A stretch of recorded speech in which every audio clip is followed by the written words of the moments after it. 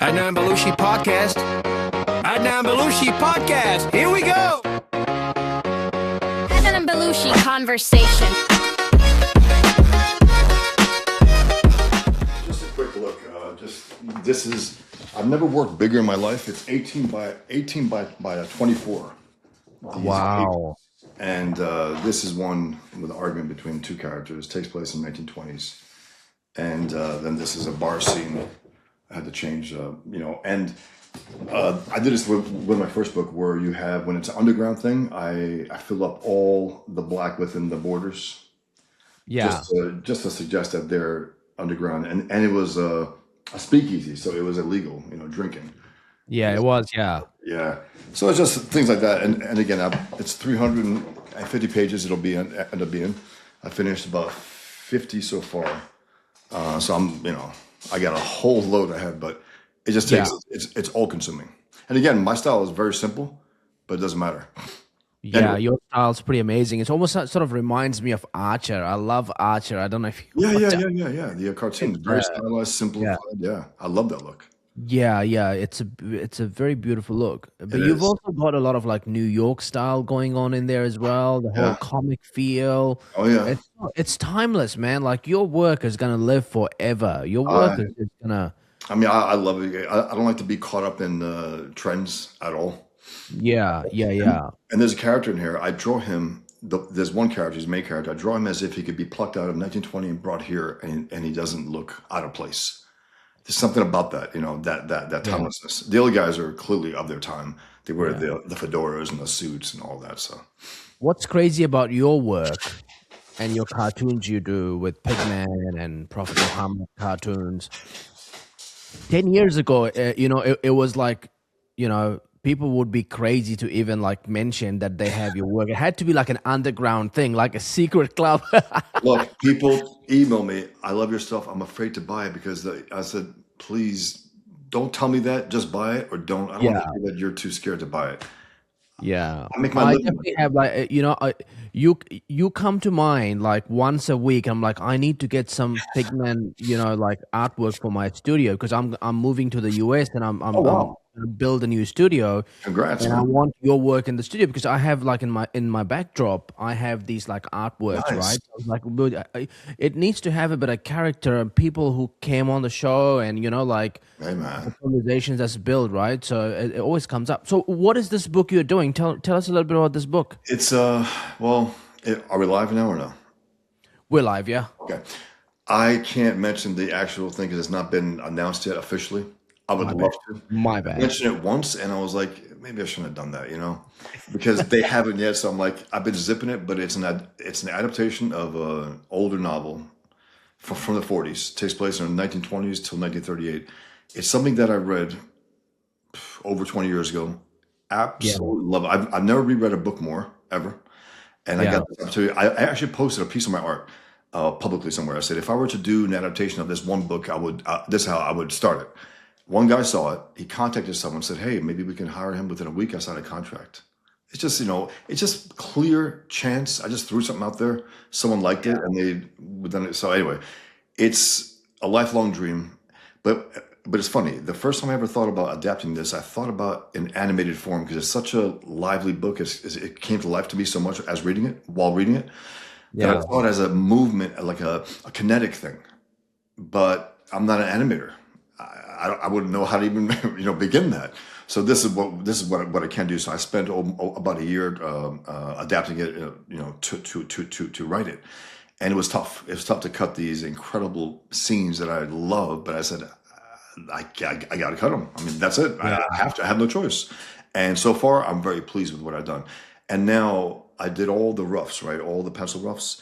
And now what I'm doing is I'm actually refining even further to the point where now I'm 20 pages ahead, meaning less than 20 pages less than what I designed. So that's really good because going forward, I want to pack it with as much as possible. But anyway, it's exciting as hell. And it's all-consuming. It's exhausting. I did a number of all-nighters, so yeah. Yeah, when it's out and you're ready to promote it, I think we should bring you back on the show and then we can promote it. No doubt about it. I mean, it's But I think the great thing about you is that you're always working on these new projects, right? You're always like knee deep in the in your art, which I think is the place to be. It's like, it's you're not just on Twitter tweeting every day, right? You I are enjoy actually that. making your But, art. I You do, yeah, yeah, But also one thing, it's like I'm part of me is a little surprised still that I have these chances because I got to say after the winning the Mama Cartoon Contest, I figured okay, that's it. It's going to dry up. I have to do independent stuff, period. But I'm being paid for this from a company, so that's unexpected but incredibly welcome because again I become toxic. Even as I mentioned, people sometimes tell me I love your stuff, but I'm afraid to order it because my address and who knows who's looking in there. That's a terrible state to be in for free people. I think to be yeah, worried yeah. about That's what not people are going good. to crack open and see, and they're going to punish them. Yeah, For that. It's unbelievable. So what I yeah. tell them is that don't tell me that. I don't want to hear about it. I'd rather you buy it or not. That's all. Yeah, yeah, yeah, yeah. I mean, the way that I look at it, it's getting better, and I think in 10 years' time, your work will be like it will be more popular than it has ever been. It's just, it's I one of hope so. those things that it's changing, right? Cultures are changing. There is, People are becoming more accepting. People are realizing the truth, but you're right. Like, it's a very dangerous place to be yeah. to cancel speech and cancel culture. And Carl Stefanovich, he's a Australian mainstream journalist who decided to have a bit of a alternative Joe Rogan, Adnan Belushi like Yeah. podcast, and have these platform these people who kind of are free speech champions. And he brings Tommy Robinson on his show, and the episode was published yesterday, Okay. and within hours it was removed from the entire internet, gone. Who removed it? Just the government?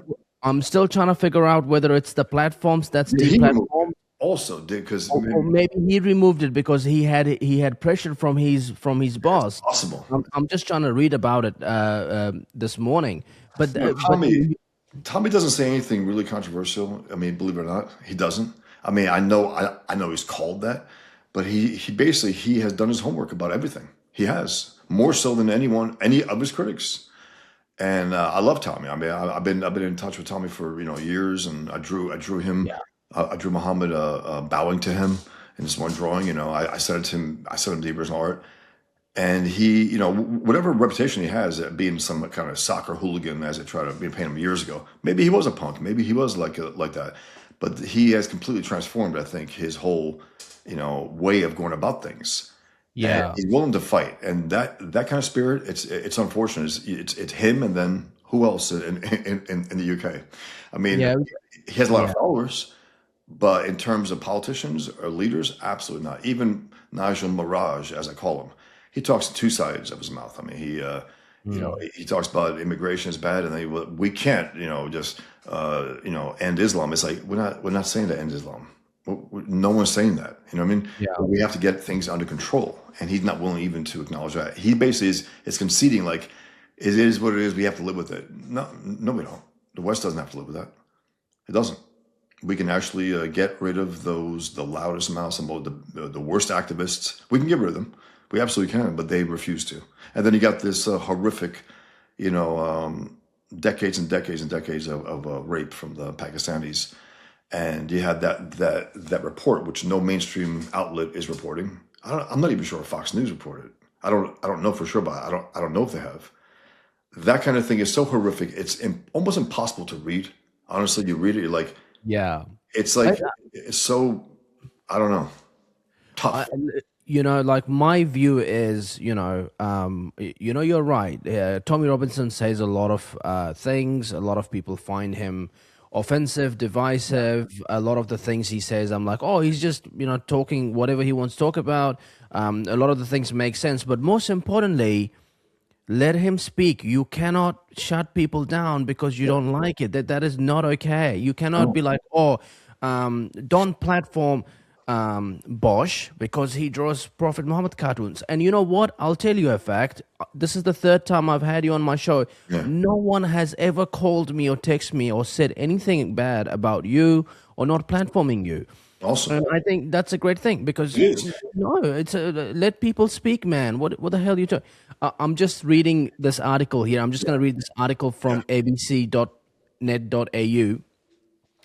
Today's show host Carl Stefanovic is expected to leave Channel 9, where I think he's worked for 20 years. Where's he from? He's Australian. Okay, Australian. Yeah, Australian, yeah. After a podcast interview with British far-right figure Tommy Robinson. Apparently, there's a crisis meeting that's been held now to cancel his contract and part ways because he's platformed Tommy Robinson. Now, is this guy popular? Carl? Yeah. Yeah, he's very, very popular. He's one of the most paid journalists ever. He's recently come out and apologized for his role in attacking the anti-vaccine during COVID-19. So he's kind of moving towards a much more independent kind of voice anyway. Which he might end up doing anyway and bring a lot of followers with him. Well, it's crazy that he started doing it yeah. as he had his morning job. Interesting. At a legacy media company. Right. You know, like Tucker Carlson started his show when he quit, when he got fired. He got fired. This is like he's doing two shows and they're two different worlds. It's amazing. He can be fired, possibly. Yeah. It's very possible. Yes. I mean, some people do that. They do things that they know that their employee might not like. And and make the most of it, because again, especially when it's hot, it's like when someone gets fired and they're popular, they can take a lot of listeners with them. A lot of subscribers. They absolutely can do that. I remember years ago, some comic book artists who drew Spider-Man, X-Men, the very most popular comics in America at the time, and they all got together and said, "Okay, let's leave all at once and make our own stuff." But they act like they were abused. It's like, guys, you made millions. You're very popular. They didn't abuse you. I mean, they just didn't. Yeah. And then what they do, they go in their own company and they make derivative, versions of the characters that they just left. And the stories were horrifically bad because they're not writers. But anyway, the point is, you do it while it's hot. That's all. Because Anthony Cumia was fired from a Sirius XM, right? And he opens up a place within weeks, if not a month, and he got a lot of subscribers that way, which is good. You can't wait, if you have that kind of following, that mainstream following. But one thing you mentioned about the idea that it's getting a little better here and there, people a little more open. That's true. That's why when I see doomers out there, like there was a Muslim who won in some Brooklyn district politician yesterday, right? There was some hardcore communist who won in New York, and therefore America is finished. Some people say it's like America's finished because of that. No, it's not. You can vote them out. You can get better people in there. And this idea, it's like that. When you say that, you're saying, I'm not going to fight anymore because it's over. America's finished. What incentive do they have once they commit to that idea and they send it out there publicly? It's finished. What are they going to do to fight that? Nothing. So I just think, I mock them, roast them, and then ignore them from there on out, because again, we have a fight on. We have enemies within. We have communists. We have Muslims who want to Islamize and commonize the West, and we got to fight them. And those who don't want to fight them, those who say basically that it's over, they're over. But they don't want to say that. They don't want to say, I'm over. It sounds better, America's over. It's like, no, you're over. So there is hope. There is Elon Musk, right? Opening the floodgates, having that rape, what's the name? What's the guy's name? Rupert, the guy behind the 200-page. Anyway, it was blasted out there by Elon Musk. That's a big deal. He has hundreds, a few 100 million followers. X is, and people say it's a cesspool. It can be, but it also can be good. I try to send out funny things out there, truthful things out there, and get a lot of blowback and stuff. But it is what it is. That's to be expected. The fact is, anything goes. That's a good thing. We can choose. Okay, I disagree with that. I reject that. Oh, that's good, and so on. They want a world where it's only things that are acceptable. No, that's not Yeah, the world. it's really bizarre. Like one of the things that has really grown on my podcast is having some sub shows on my show where I can get to speak about some dedicated topics. You know, I can go deep. One of the things I've got into is nuclear weapons, nuclear war, nuclear energy, you know, all that sort of stuff.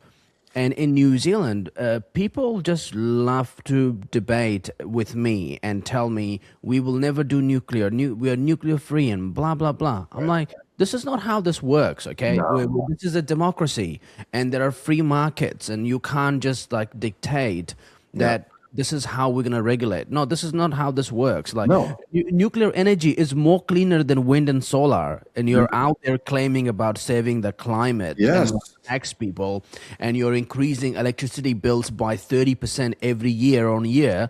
It's like, no, this is incompetent, and you need to get out of the way. Otherwise, I'll bulldoze you out of the way because I have better ideas. There's a debate to be had, and they don't want that.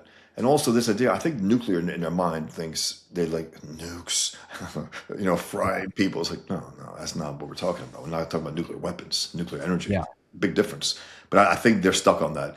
But again, this presumption also on their part, like we'll never have that. It's like you have no real say so there. Yeah. Who the hell are you? It's like, Get away, you know? who are you? It's like, but we got to deal with that. And sometimes it's annoying. Sometimes it is. I mean, I get caught up in it. I'm like, don't be that annoyed. But sometimes I do. You know, it is. Yeah. We are human, right? But sometimes I'm just like, you know what? I try to just ignore some of the most stupid things that I see out there. And there's a lot of stupid things out there. A lot of people just also turning on things that they claim to believe years ago. Now they're completely different, like Owens and Carlson and all these characters. Megyn Kelly, for instance, going completely back on what they claimed to have upheld, and then also contradicting themselves with an episode. You know, yeah, and Trump seems to be doing that now. Yes, Trump absolutely. seems to be doing that now, and I'm like, what are you doing? Explain yourself. What's going on here? I know he's 80 years old. He just turned 80. Did a switch flip? I mean, I don't know. And I've been criticizing, and I've been condemned for it. I've been blocked. I've been, unfollowed and insulted. I'm like, look, I call it like I see it. I voted for him. I couldn't vote for Kamala Harris. I couldn't do that. But I also will criticize him. I will roast him as well. I made him with a turban, you know, and I said, submitted, and I get rocked for that. But he is a little too friendly with our enemies. He is. And then he says, we have to keep Netanyahu sane as opposed to the sane Ayatollahs and mullahs. Yeah. And then he says, they've been rational. No, they've never been rational. And also Hamas have been behaving themselves. No, they haven't. They're terrorists. What are you talking about? So he sounds like Obama to some extent, really making deals and with our enemies. Thinking, and then J.D. Vance like a child going out there and pretending that he knows his stuff. He doesn't. He's not. I don't know why Marco Rubio's not there, but I think Marco Rubio is completely. He's disagreeing with how they're doing this. So I think he's been quiet, and he probably told Trump, "Look, I can't get aboard with this. Maybe you want to fire me to this and that, but I can't." And he's been pretty quiet. But he's been a rational voice about this. He's been very good about the communists and Islamic enemies. But yeah, Trump has been. I don't know. Yeah, I mean, we just give listeners some context, right? Yeah. February, Trump said Iran's the terrorist. We gotta get rid of them. We gotta eliminate them. 47 years they've been at war with us, and they have. Yeah, 47 years we're in the war. They are a terrorist regime. We need to remove them.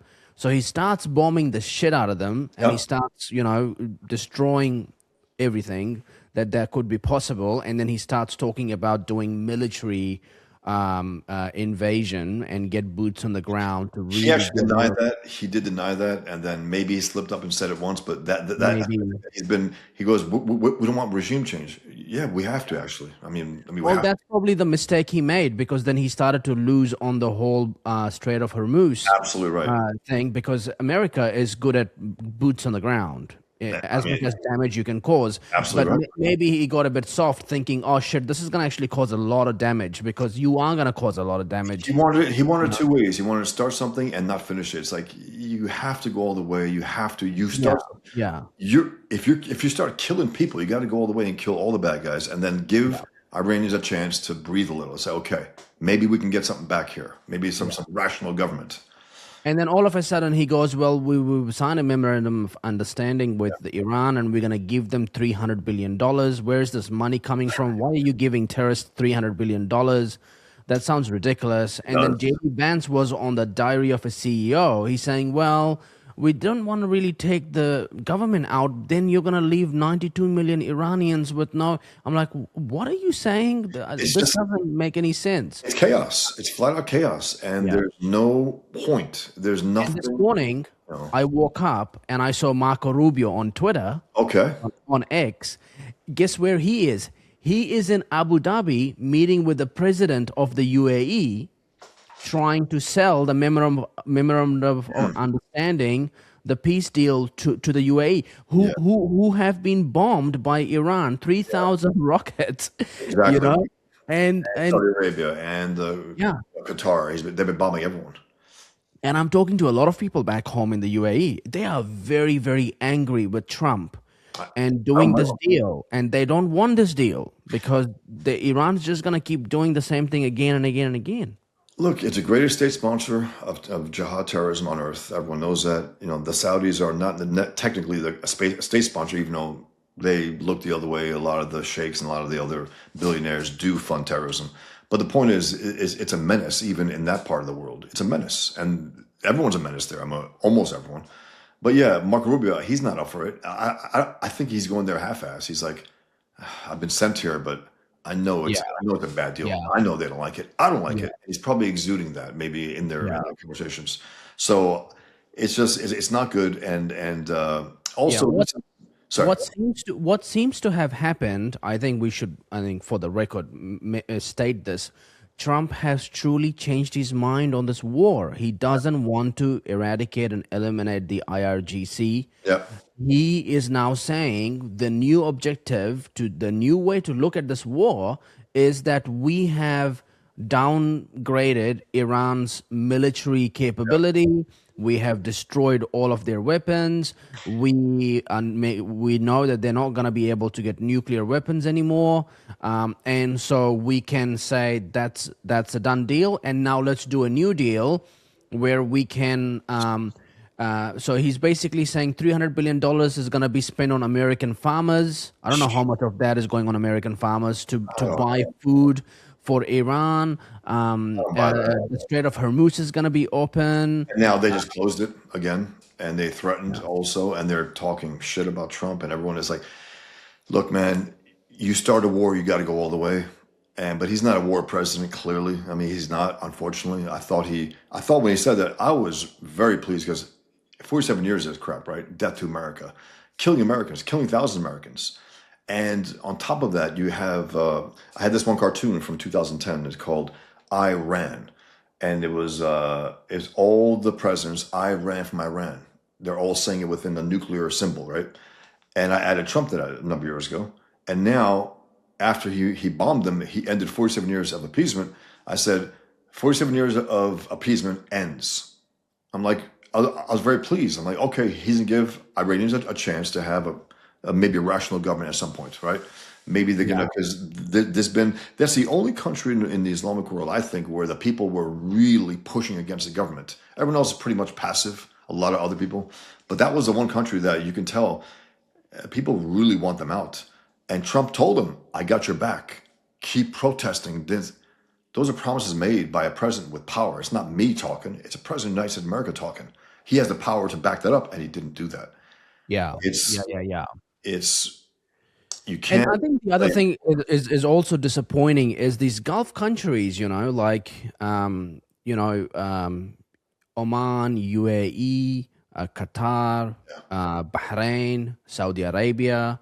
These guys rely on the Strait of Hormuz, and they have no strategy on if it. You must have intelligence that Iran has a choke point strategy here. Yeah. You must have that intelligence. And so how have you not prepared for this? How have you not, like, why are your ships and pirates and soldiers not on the Strait of Hormuz, Right. looking for mines, monitoring what's going on, having a tactic to attack them and clear the strait? It's you can't sit on Twitter every day. All No. these guys from the UAE and from Saudi Arabia and from Bahrain and from Oman and from Qatar, they're on Twitter whining about Iran closing the Strait of Hormuz. It's like, get on the boat and go and sort it out. Absolutely right. What are you Do complaining something. about? Do Do something. And also Trump, it's like also with this one thing. It's like what do you say the other day? What do you say the other day? Again, he's all over the place. I'm like, okay, but that contradicts what you just said today and yesterday. It's a mess. And again, he's not a war president, unfortunately. Again, and look, I'm not looking for a political war. I'm not like that. But when the enemy's at war with you and you finally hit back at them, you got to knock them out. They're the problem, not the weapons. They're the problem. That's the problem that you have to take out. And then again, some rational leader somehow, some way, return Iran to some kind of normalcy, and stop being the state sponsor of terrorism. Stop it. And stop killing Americans, stop killing Israelis, stop bombing your neighbors.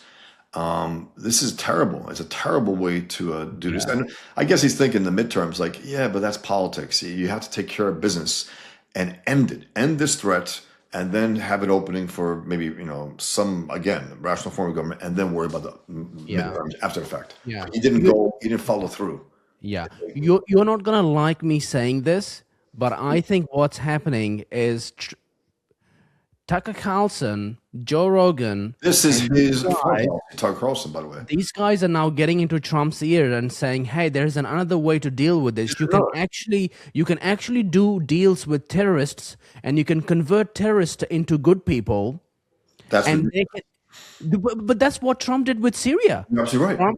That's what he did with Syria. This is what he's doing. It's the same playbook with Iran. He's a good-looking guy. It's like, what? Who's a good-looking guy? That's retarded.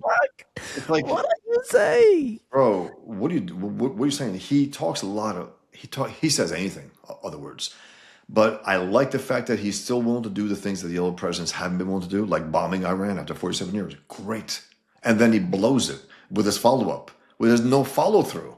It's like, but you're right. I think what's happening right now, it's finally cracked through, because he dismissed Tucker Carlson recently. Remember that? Tucker Carlson, Candace Owens, and Megyn Kelly trashed them, right? Good.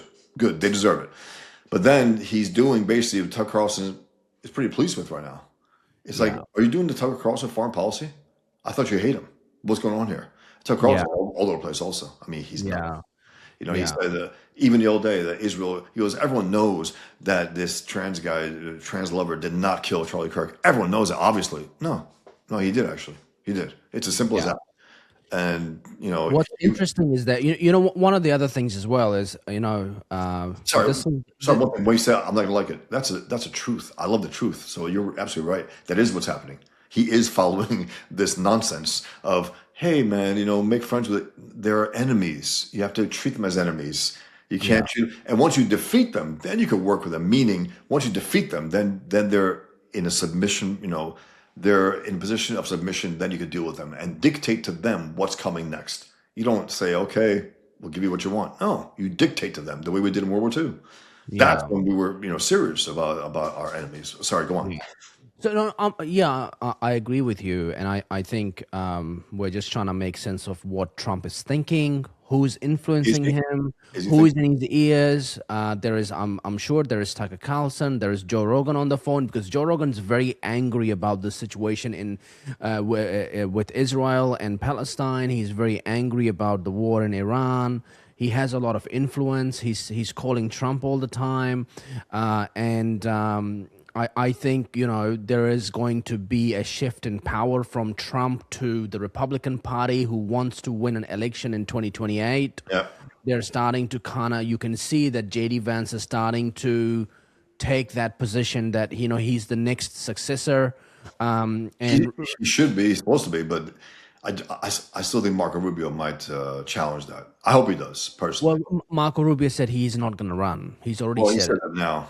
a lot of politicians say. Okay, okay, but yes, I agree. I think he would be a great. He would be much better president than J.D. Vance. Absolutely. And J.D. Vance also called Trump Hitler just a few years ago. So Yeah. I mean, politicians. Yeah.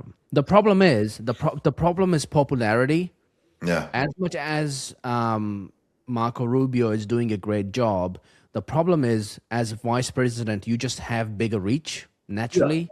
You get more press, you get more media, you get more people listen to you because you're the vice president. Even though he's been pretty quiet of late, if you noticed, he was put by the wayside, and the memes were not flowing. Remember all the memes about, and then they went for Marco Rubio.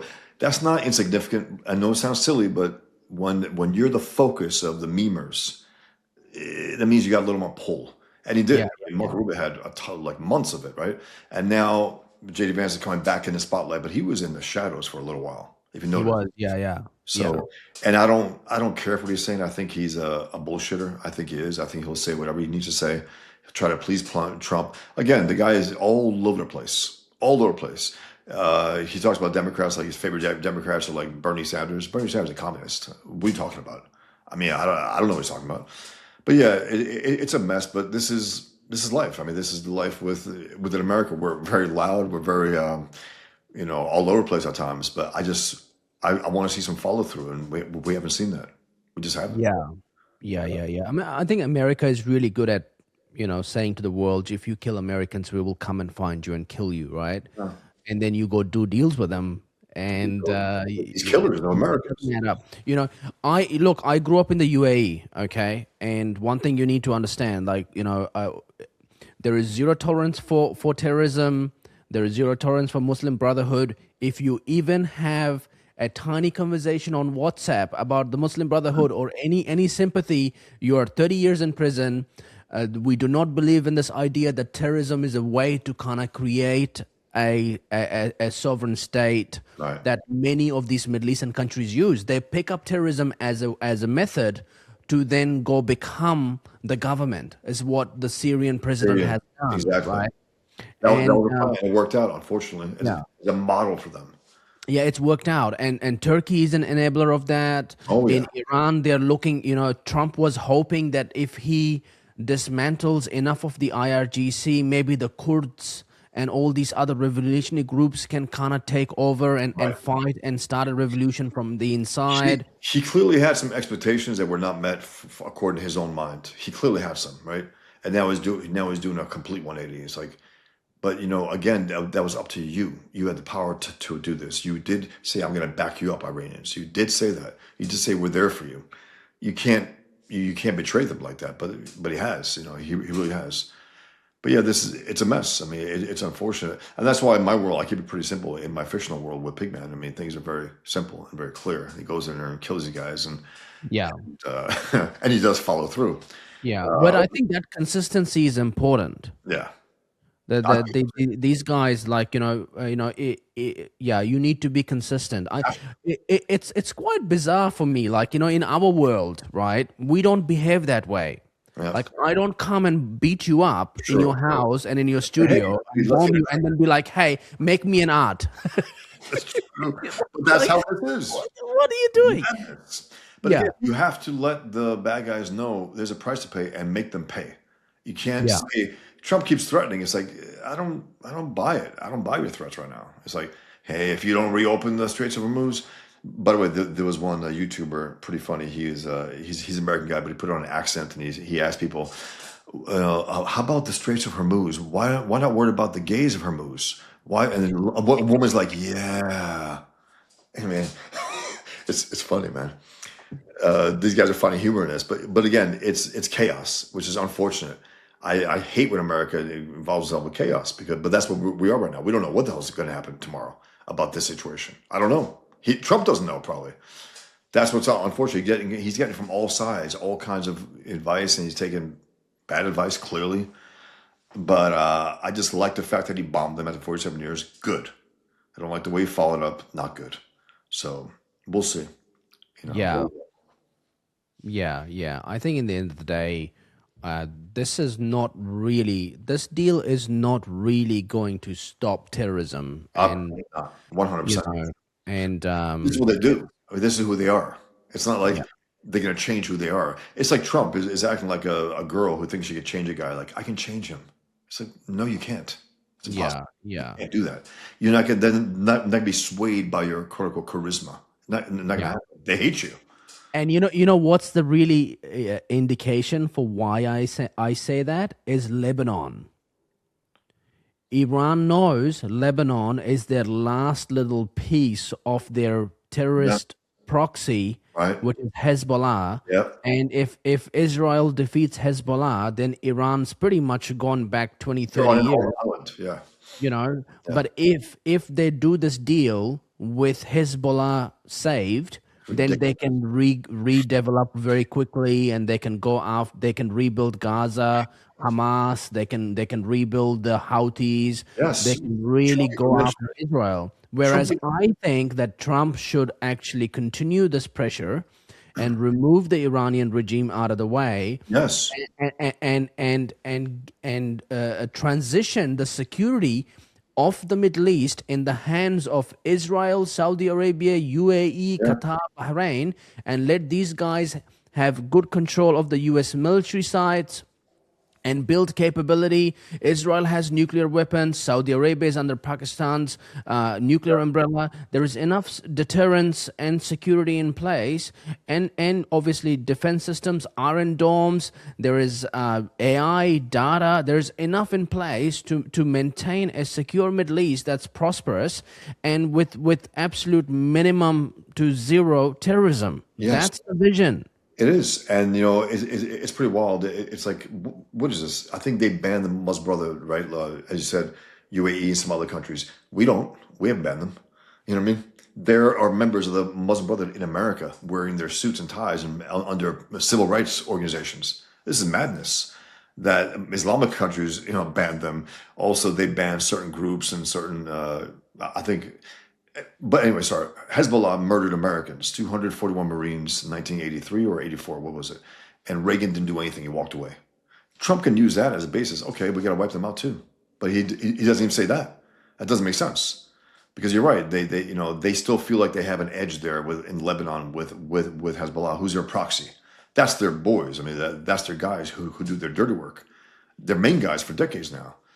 So, but again, here we are, we're discussing these things, I think in a more rational way than some of the politicians are, which is madness to me, because these guys have the power to do something about it. And it keeps making bad moves and terrible posts about it. Terrible. I know. How's life? How's New York under our lovely communist leader, Mamdani? I mean, I love New York. I was born there. I spent a lot of time there. I'm not there anymore, but not good. And this idea also, right? They say some on the right keep calling him a communist. It's like, yeah, he is. But in the moment of truth, he's a Muslim. In the moment of truth, he said, if I push my socialism, I can get the socialist New Yorkers to vote for me. If I push my Islam, they won't. So I'll push my socialism. That's what I'll do. And it worked, clearly, right? And now he's getting more people of his kind in there, some Muslims, some communists. But in the end, he's a sleazy, lying sack of shit who will say anything and do anything and bring the city down. That's his. I mean, there's nothing that he can make better. His ideology doesn't allow him to do that. He is a nihilist. I mean, he's like Obama in that sense. Obama was a communist, I guess, Islamophile, because he was born to a communist mother and a Muslim father who turned communist, and then his stepfather was Muslim. He went to Indonesia from 6 years old to 10 years old. He was taking Quran class in there, right? So he was raised as a Muslim. And that's why even the New York Times, before he became president, they were like, this could be a potential problem. We have an apostate as president. Apostates are to be killed by Muslims for leaving Islam. That's a problem. But no one touched it. And also they said, if you remember right before he became president, the word came out that he was longtime friends and actually colleagues with Bill Ayers from the Weather Underground, the communist terrorist group in America from the 70s. And Obama had his political coming out party in Bill Ayers' home. So we had a guy who was involved with a terrorist who was, on 9/11, on the day, right, 2001, a newspaper story with Bill Ayers standing on the American flag in the alleyway and saying, I don't regret anything. They killed cops, they murdered Americans. And so that's the guy that was behind Obama's political, coming out. And he just attended Obama's that weird thing, that weird structure in Chicago that for Obama's library. Bill Ayers was there. A terrorist was there. Yeah. An unrepentant terrorist, by the way. So the point is that this guy was, he had it from both ways. He was raised by Muslims and communists and didn't think as a young man to rebel against that. That's not very American to me at all. Usually Americans rebel against their upbringing. A lot of them do, at least. And he had it from both sides. He embraced both. And that's why when people call him a Christian, it's like, a Christian? Barack Hussein Obama Christian? No. He said that so he can get votes. And the idiots fell for it. I think he's an atheist with a hard spot for Islam, a communist who, just wants to do bad. He's like, he wakes up in the morning, how can I fuck shit up today? But, but fortunately for us, he was lazy. He admitted to it. So he could have done a lot more damage, but he was too lazy to do it. So we're lucky that he is lazy. But that's a whole different story. But I expect better from Trump. Trump's an American. He's loud. He's boisterous. He represents us in a lot of ways. He's good, bad, ugly. But I expect a little more consistency. And he did a 180. What, 2 weeks ago, 3 weeks ago, right? He changed his tune completely. He did. Like, what's going on here? And I think in his mind, people are saying, oh, this is 4D chess. He's given the Tucker wing, the J.D. Vance wing, a chance, and they're going to blow it. And then he says, look, that didn't work. So let me go back to my... I don't buy that. I don't buy it at all. It's funny. I had a former CIA intelligence officer on my podcast, and I was debating this with him. And he's like, oh, Trump is way more smarter than you think, and he's got a plan.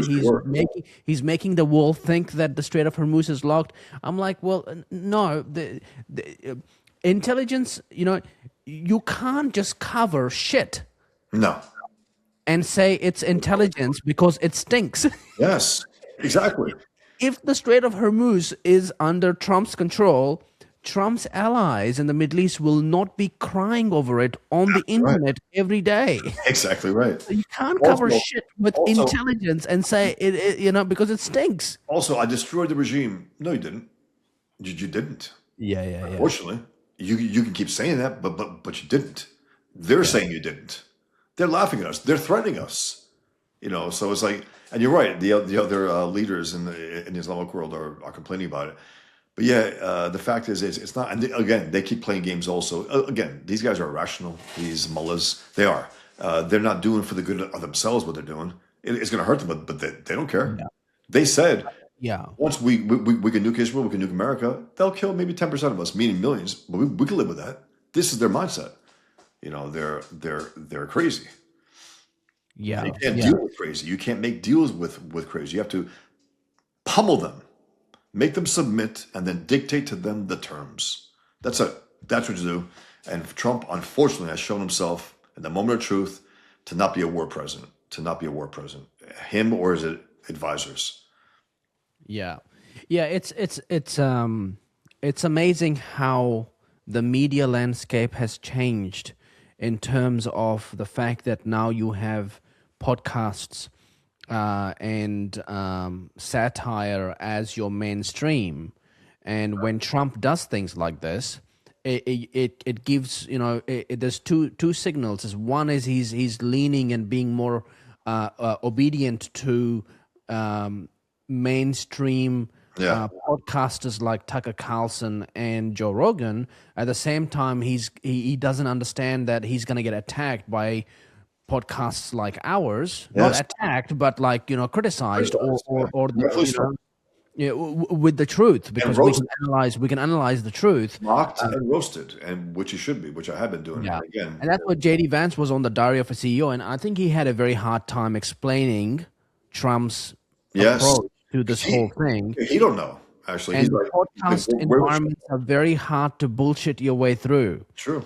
It's a very, very tricky kind of situation that you find yourself in if you're not consistent. If you have to be consistent, or you can't just pivot, right? You got to be authentic. You have to be authentic. Especially for a communication like a medium. You have to be. Yeah. And people smell it a mile away if you're not.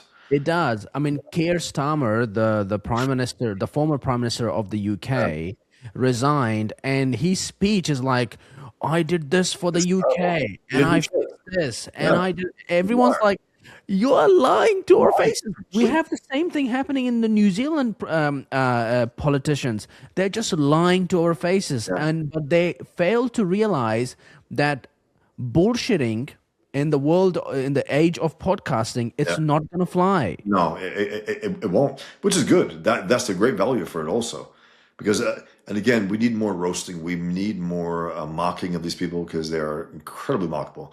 I drew Keir Starmer as Muhammad a little while back. I saw He's, that. Yeah. yeah, he's a bad guy. He is. He bent over for everything, every bad idea in the UK, and supposedly his successor will be just as bad. That's the word, at least. I'm Yeah. assuming he will be, but I don't know. I don't know. Apparently, he's worse. That's even. But eventually, I think the people of the UK will be sick of this and say, "Okay, we need something else." And it's not what Mirage is selling either.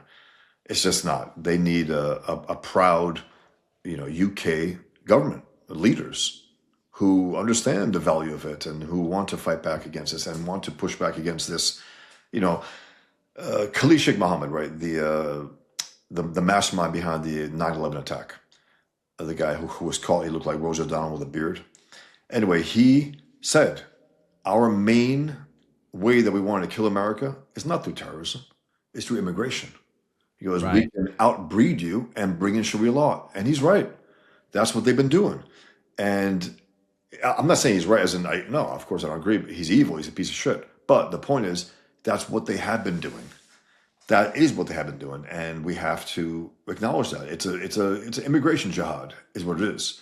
There's a Yeah. rape jihad in the UK and in Europe, but we're so focused on what's happening in the UK that in Europe also there's a rape epidemic. It's just that it hasn't broke through yet, meaning the news hasn't broken through. France, decades of it across Europe, Sweden, but they're just more quiet about it for some reason. I think there's no Tommy Robinson there, other words, to blast that out there in those different countries, but there is in the UK. I mean, he's the one who made this mainstream. He's the one who actually released it, which is awesome.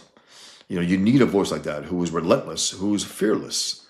I mean, he's out there. He's getting into fights with Yeah. guys on the street. When it travels across Europe. Yeah. Pretty wild. Let's break this down a little bit more, because we don't want to give people this idea that we don't like to coexist with Muslims or other religions or other cultures, because there are a lot of layers going on, right? There is this issue around assimilation. Lots of cultures don't assimilate. Lots of people don't come to America or the UK. They don't assimilate. No. There's knife crimes, but people, lots of Muslims argue that white people do it too. White people are worse in terms of I mean, crime. there are There's criminals. lots of debates. There are criminals all over, but there's also who does it more. That's the whole point. There are rapists in the UK that are not Muslims, but most of them are. There are criminals, and there are people who throws acid at people. Muslims do that. So we got to be clear about that. They're a little more extreme in their violence. That's why the Albanian mob in New York City, they were a little more feared. Why? Because they had they were Muslims, so they would go a little further than the Russians and the Italians and the Irish would go. There's something about the nature of the ideology which will push them a little further and dehumanize themselves and others. But yeah, look, I have family. They are Muslim. I still even text with them every Me too. Me too. My I have Muslim family that live in London, and they're British citizens. And they work. They don't care about this stuff. I wish they would. I wish they were a little more. They spoke out about this stuff, but they don't. But they're not gonna. I'm not worried about them. In other words, I'm not. I'm worried about not just even the true believers, right? Because when you have these rape gangs, they're not jihadists. They're not. They're Muslims. And there is something within Islam that you can, have your way with any non-Muslims. So that's it's baked into the ideology. So that's also a problem, because these are not, jihadists going out there to murder people, but they're going out there to have their way with women. and it's organized, and it's horrific how 1955, I think they started recording this. 1955. That's impossible to actually take in, decades and decades and decades now. But yeah, so it's like, I know Muslims that are not involved with this, but the fact that they don't speak out, I have a problem with that. That's my main problem with them. But there are a lot of Muslims who do. So it's a fine line. If you're out there and you're preaching to bring down the countries that they're in, you got to kick those guys out. You have to. If you're just working and, you know, taking part in this society, fine. I mean, that's fine. We can live with you. Literally, we absolutely can live with you. And they don't make Islam part of their main lives, meaning they don't identify themselves as real Muslims. I don't care what they say. I got cousins who eat bacon. They have dogs. You know, they have wives. They don't beat them. They go. They have Jewish friends. So it's like, yeah, you guys aren't really Muslim, and that's good. That's my kind of Muslim. The fake Muslims. I love them. Yeah. You know, because they're. But also the problem is that they make Islam look good, and people point to them. Huh? See, Islam's good. It's like They're not really Muslim. The guys out there on the street calling for death to America on our own fucking streets. Yeah. Are, you know, they should be kicked out. If they're here, if they came last few years, they should be kicked out. I mean, that's it. We don't want that. We don't need that. They are here to subvert. They are here to Islamize us, and they got to be dealt with harshly. I think Marco Rubio has sent a number of these rats back there, which is good. The last, I don't know of a Secretary of State who's done that ever, actually. So he's done that, which is good. So yeah, it's a fine line. We accept the fact that, yeah, there are a lot of Muslims in the West who aren't involved with this. Good. People point to them as real Muslims, though. Again, bad, not true. But there is enough bad guys out there they got to be dealt with, and we have to. We just have to deal with them. Yeah, and there's also a lot of Muslims that I know who are not happy with people like Trump. They're not happy with people like Tommy Robinson. They're not happy with people like Bibi Netanyahu. They're not happy with what Israel's doing. And then I know people who, they just hate Jews. Everything is Jews' fault. I found myself with some friends on a WhatsApp group, and later I learned that everything is the Jews' fault, and I was like, okay, that's fine. And it's very fascinating in terms of how people end up with these beliefs and how they make sense of information. So I feel like there's so many different layers on both sides. There is, sure. Right? But this, the criticism against Israel is only the fact that they're defending themselves. They can say what they want. They can call it genocide all they want, which is bullshit. It's just not true. And I don't give a shit how they do it, meaning if they're going to fuck up here and there, so be it. That's war. It's ugly sometimes. I'm sure you would agree that Israel's also, when you're in war and you're doing all these things, trying to defend yourself, you're also going to do things that's not okay. Yeah, that's fine.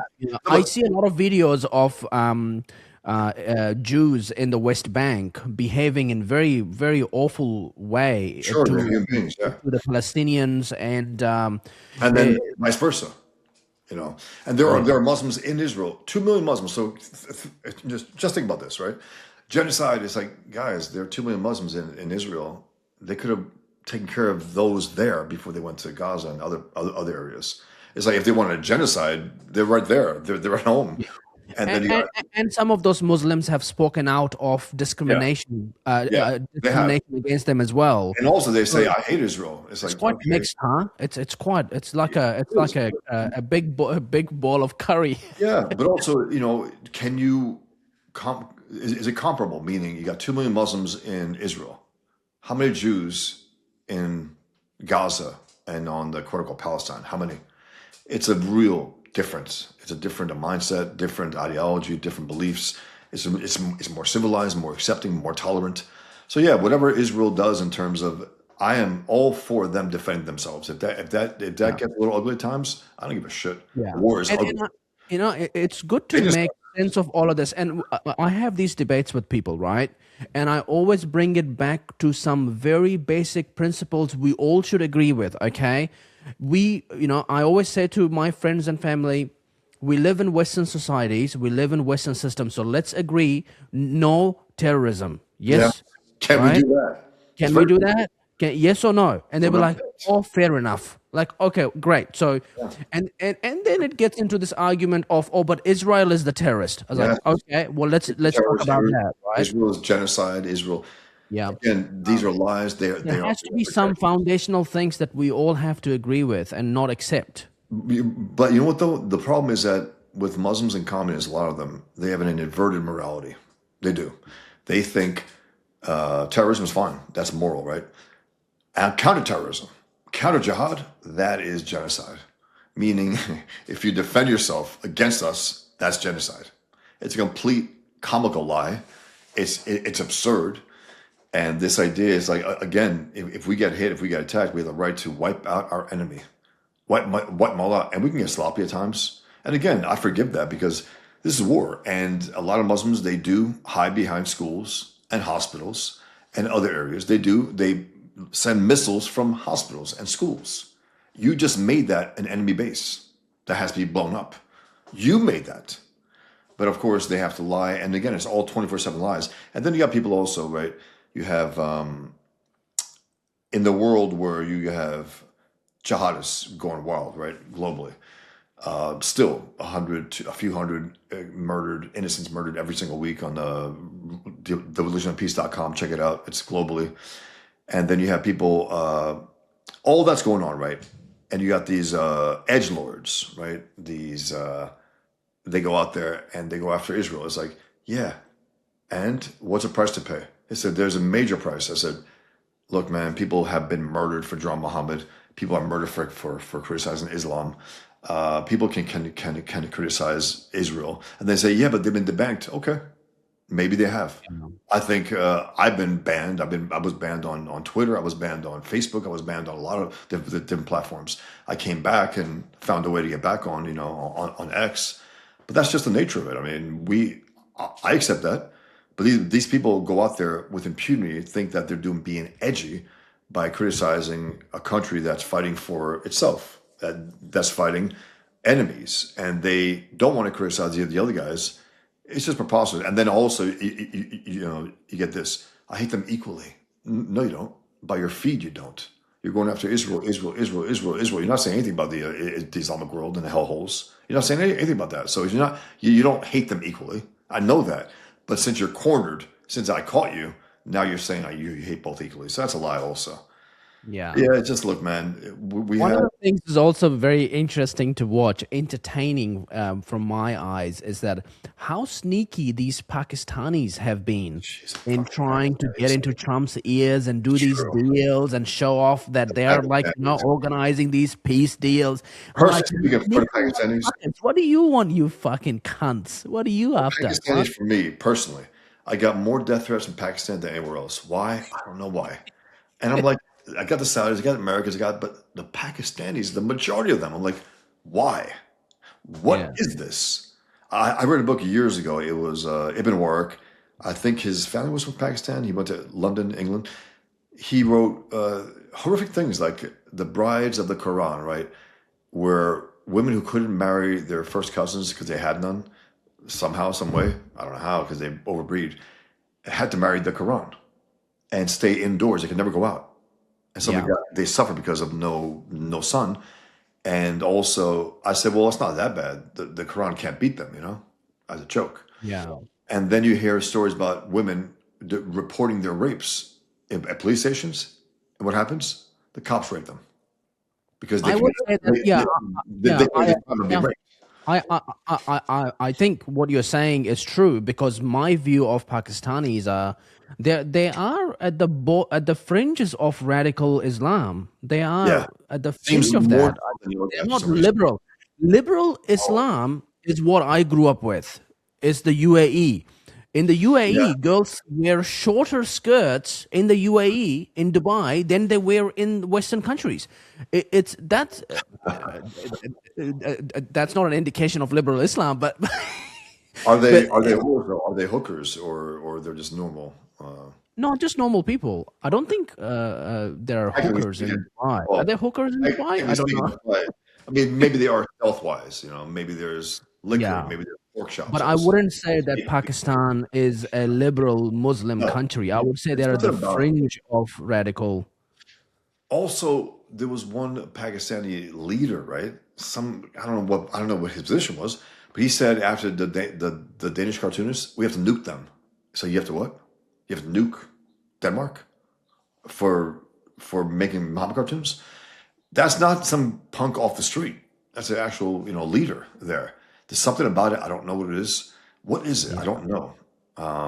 Yeah, you can't fuck with Danish people, man. Danish people are different. I remember when I grew up in the UAE, I think the trade with Denmark was banned because of that cartoon. And I'm like, guys, come on.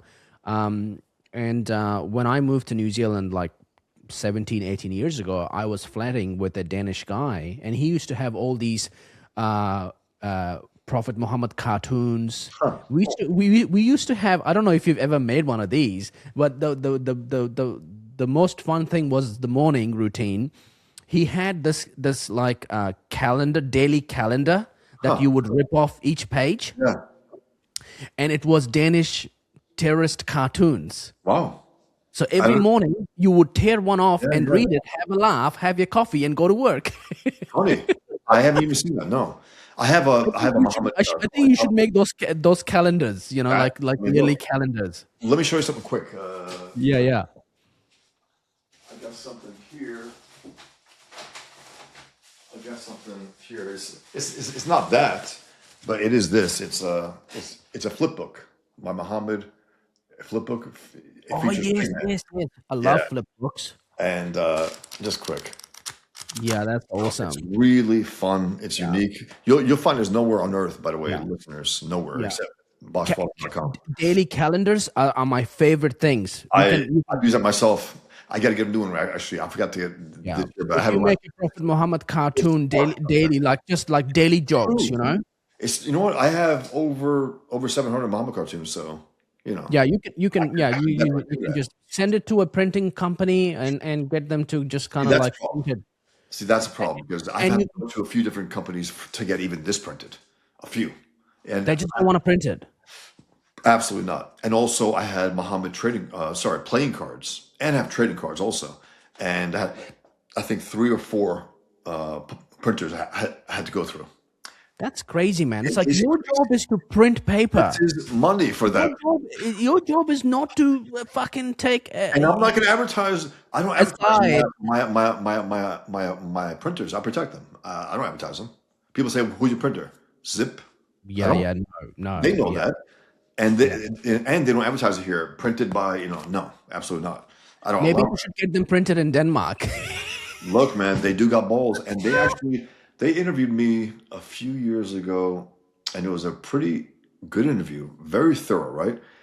And they transcribed it, right? And they put it up. It was like a very popular Danish like a network, right? And then they chose not to publish that transcript. And one of their own made some noise about it. He goes, "This is unacceptable. This is unacceptable." And they ended up, publishing it. But yeah, so there's always going to be some pushback, but they still find a way to follow through, to keep going. I appreciate that, man. We haven't done that. I mean, we didn't do that. 1 or 2 maybe publications printed my Muhammad cartoon. 1 or 2. That's it. That's unacceptable to me. You got these right-wing magazines. They talk a lot of shit. They, National Review. They would never publish it. Ever. I'm for free speech. I'm a free speech absolutist. Okay, Lon, are you going to, post Muhammad cartoons? If you don't, the jury is still out. I appreciate sometimes when you just post like an image. It was a video of, I think, the streets of the UK overrun by Muslims. It was completely like an Islamic world, right? And he doesn't say anything, though, about it. Nothing.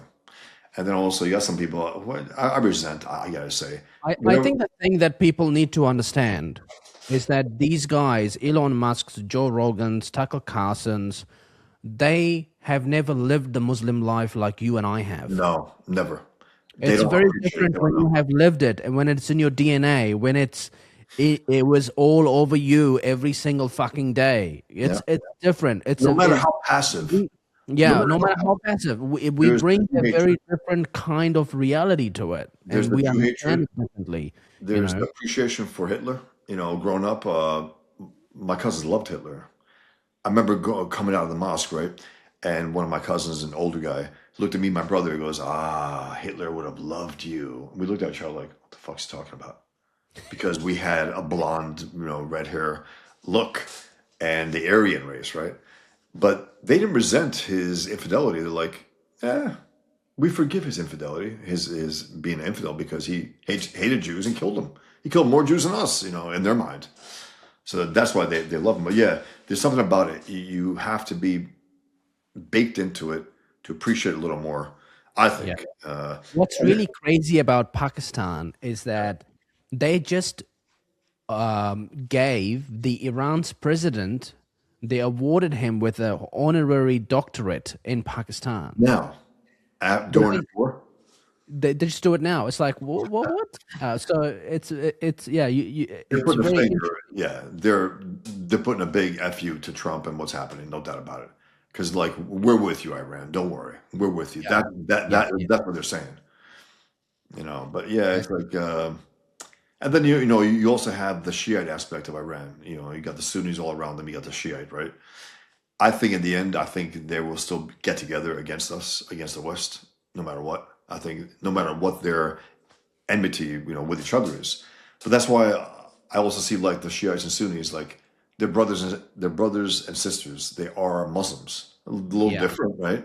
They one want more of a meritocracy. They wanted a leader that wasn't a birthright Muslim, meaning like a descendant of Muhammad. When they yeah, murdered Muhammad's great grandson, they slaughtered him, and that's why yeah, Muslims go the Shiites in the alleyways of Brooklyn, okay, slicing themselves to the point where some of them die.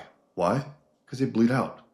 yeah, They want to prove to their fellow Shiites, oh yeah, you think that's a deep cut? Check this out. It's yeah. disgusting. And they also slice their babies' heads. You see them dripping with blood, crying. It's so barbaric, man. It's so medieval. It's like I don't know, but yeah, there's something about it. But again, sorry, people tell me about communists hated Nazis. Nazis hated, yeah, the way Shiites and Sunnis hate each other. Yeah, that's how they hate each other. Hitler was a National Socialist. He said we want to go further in our socialism. We want to socialize human beings, not just banks and industries. We want to socialize human beings. That's the language that the Hitler spoke. He hated capitalism. They say, oh, he was a capitalist. No, he wasn't. No, he wasn't. The guy, Mussolini, right? He was a right winger. No, he wasn't. The guy who founded, the fascism was a socialist. They just wanted their own little take on it, their own little versions of it. So that's how I see it all in terms of communism, National Socialism, Nazism, right? All of them are the same shit. It's all collectivism. It's all anti-capitalist, all anti-freedom. And it's all control. They just want their own name on it. Like my version's better than yours. That's what. But again, they are all collectivists. They are all evil. They all want to rule. So that's how I see the difference between the two. There's not much difference. I call it same shitism. That's what it is. Credit to Trump, though, he did make it difficult for the Iranian football team Did he? wanting to come play in the US for this World Cup that's going on right now. I don't know about that. So he basically said they're not invited. They Okay, shouldn't good. come. And then the FIFA World Cup said, no, this is a sport for the world and it's for about being united, so they have to come. But then Trump said, well, we need to get the FBI on this team because we don't want any IRGC people wandering around the Iranian football team. And then we want them to be based in Mexico because Mexico is also a host. So their games in America are not surprised in California. Yeah. But they come in, they play, and they have to jump on a plane the same day, back out. They can't stay for recovery days. They don't want any IRGC people wandering around. They go straight back to Mexico. Good. I mean, we are at war, and it's like, okay, I think it's fair, even though he should have went further than that, but whatever. He's, people say Trump's not a politician. He is a politician. By this point, he's an absolute politician. He's been Yeah, years. he's definitely a more politician the second term than the first term. Absolutely is. No doubt about it. He's not backing up a lot of what he's saying. The economy is not as great as he claims it is. It's not. It's just not. It's he's saying a lot. He's making a lot of claims that are not being backed up, unfortunately. And again, I voted for him. I can't vote for communists. I can't do that. But I don't vote for all Republicans, by the way. Sometimes I just don't vote. I never voted for a Democrat. I can't do that. But sometimes I skip certain people. I'm like, I don't trust them at all. But my question when it comes to these politicians like Trump is, who will hurt the country less? That's the standard. Because I know they're all going to hurt the country to some extent. Who will hurt the country less? I think the Republicans usually. Usually that's the case. Who do you think is going to run in 2028 for the Democrats? I mean, Gavin Newsom is fire-breathing, guy. I mean, he will try. I'm not sure if they're going to take him though, because he's too white, he's too male, he's too vanilla. They've had the last one was a brown, black, but not quite black, Indian something, right? Who knows? I think they're gonna not want him because they're racist. Also, they're race-based. They're race conscious, right? I don't know. I think he will. I think some other players might try to dive in. I think AOC is being pushed to be actually to run. I think she's that age now. She's over 35. I think that'll be a joke. I don't think. Also, one thing, they were so bad the last few years, right? That people assume that they're going to take power like that. It's going to be easy. Absolutely not. Absolutely not. They're going to have to become some kind of veneer of rationality. They're going to have some candidate with a veneer of rationality. They can't go out there and say, yeah, fuck America, fuck Trump. We're going to arrest all you guys who voted for Trump, which some of them are actually saying. They're actually saying this. The ones who aren't going to run are actually saying this. We're going to have to make some camps. They're actually saying this, right? Camps. Yeah. For those who voted, for those who brought us Trump. So they're in trouble because they cannot moderate their wackos. They can't. So we'll see. Yeah. But yeah, if Gavin Newsom, given Mamdani being 35 years of age and winning in such fashion, and JD Vance running and he's only 40 years of age, AOC would compare actually quite well in terms of the voters and how they would debate and sell their ideas. But I did hear that Kamala Harris wants to run with AOC being the vice president nominee. But she lost bad last time, and I don't think she'll lose. I think she'll lose again. If you get a decent Well, it's good for the Republicans if she ran because she would lose again. Yes, and if they get a decent candidate, I'm not even sure if the Republicans will have a decent candidate. I don't know. I hope it's Marco Rubio. Right now, he seems like the most rational, the most level-headed, the guy who understands things. The guy who's also willing, off the cuff, to say things that I think the other guys can't. That's important as an American. He's anti-communist. The problem is you can't have too many people from the same administration running for primaries, because then you start to look divided and you start to have to fight with each other. I know. So you can't have Pete Hegseth. You can't have I think Hegseth. Have you seen him around? Have you seen him or heard from him? Nothing. Recently, not really. I think he's also at odds with what's going on. I think the last thing I heard about him, he kicked out Anthropics out of the department, out of Pentagon. Okay. Anthropics is an AI company, and they were not allowing the Pentagon to have access to some kind of information. So they kicked him out. That's the last thing I heard about him. Yeah, because we haven't heard anything about what's happening in the last few weeks. But you know what's interesting? Wait for it. What's her name? Tulsi Gabbard. Bum. She might run. She might, but I don't know what she is, to be honest. I don't know what the hell she is. I don't know. She is very much Tucker Carlson, Joe Rogan, liberal Republican. Yeah, that's what I'm saying. So I don't know what the hell she was doing in Trump. It was not about. She did not support Trump's plans to attack Iran. No, she didn't. Clearly, and she's out. It doesn't matter. They always want to hide from us why people leave this and that. Yeah, we know why. So it looks like Republicans are gonna come to the center and fight the next election with being more liberal than being more sort of aggressive. I think. I don't know. I don't know. You don't know? I don't know that. I think the left is going to try to present that the face, even though they can't. They're fire-breathing communists. So they're like, fuck, we got to pretend we're not that. It's like, we know you are. You know what I mean? You have a record. We know. So I just think that they have to have if the Republicans have a decent, rational, simple American who loves the country, doesn't hate the country, I think they can kick the ass of any Democrat coming up. I still think that. This midterm thing, is they going to wipe us out? Based on what? Based on the fact that they're not Trump? Based on what? I don't know. There might be some disillusionment with Trump, but the left proved themselves to be ungovernable. They can't govern. I mean, under Biden, let 20 million people into the country. Yeah. Nonstop, letting him in. I mean, and he was not there. I mean, I call it the first collective presidency of all time in America. Yeah. There were communists puppeteering him. Everyone knows that. Yeah. You know, and then his wife, that Jill Biden, right? She said when she saw him stumble in the first debate, it's the first time she ever saw him like that. So, Yeah. come on, man. Yeah. Come on. Trump's done a great job in so many different areas, man. He is on fire. He's work on nuclear energy. He's executive orders to, Trump. Yeah. He's done really well. Industrialization, creating more jobs, more investment. Knocking out more regulations, knocking them out, Yeah, and he's really improved America's image to the world.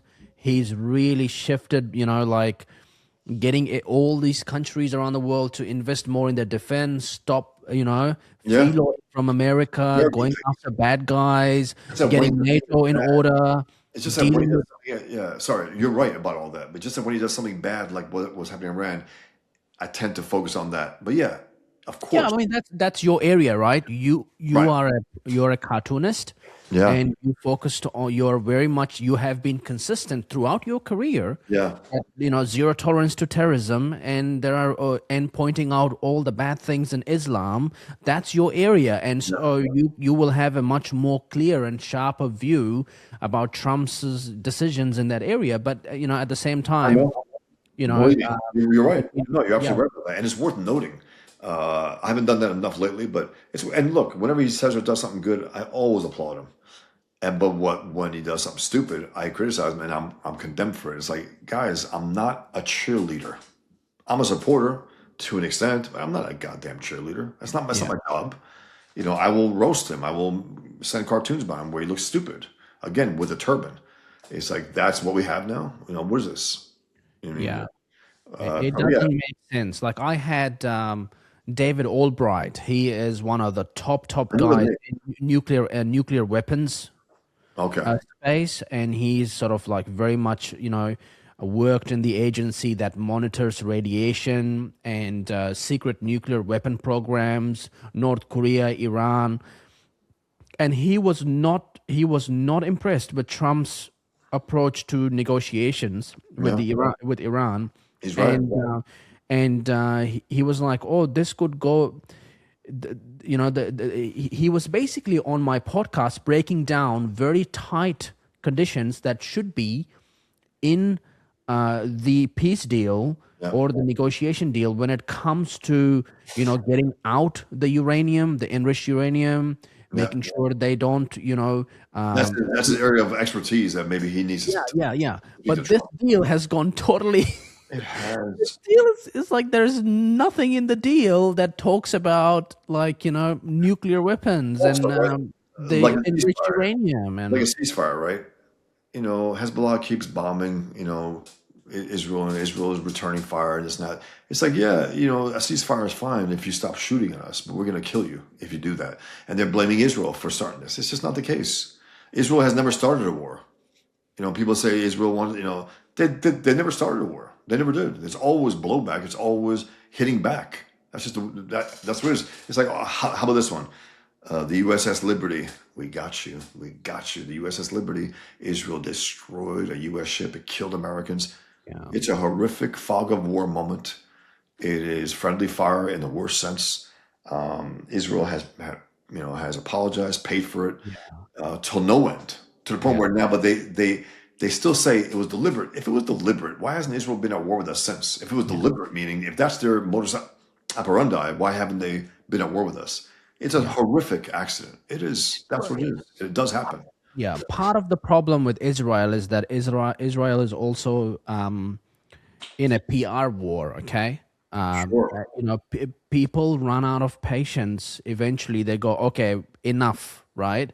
Like this guy, there's a far right. They call him a far right member of the government in Israel. His name is Itamar Ben Gvir.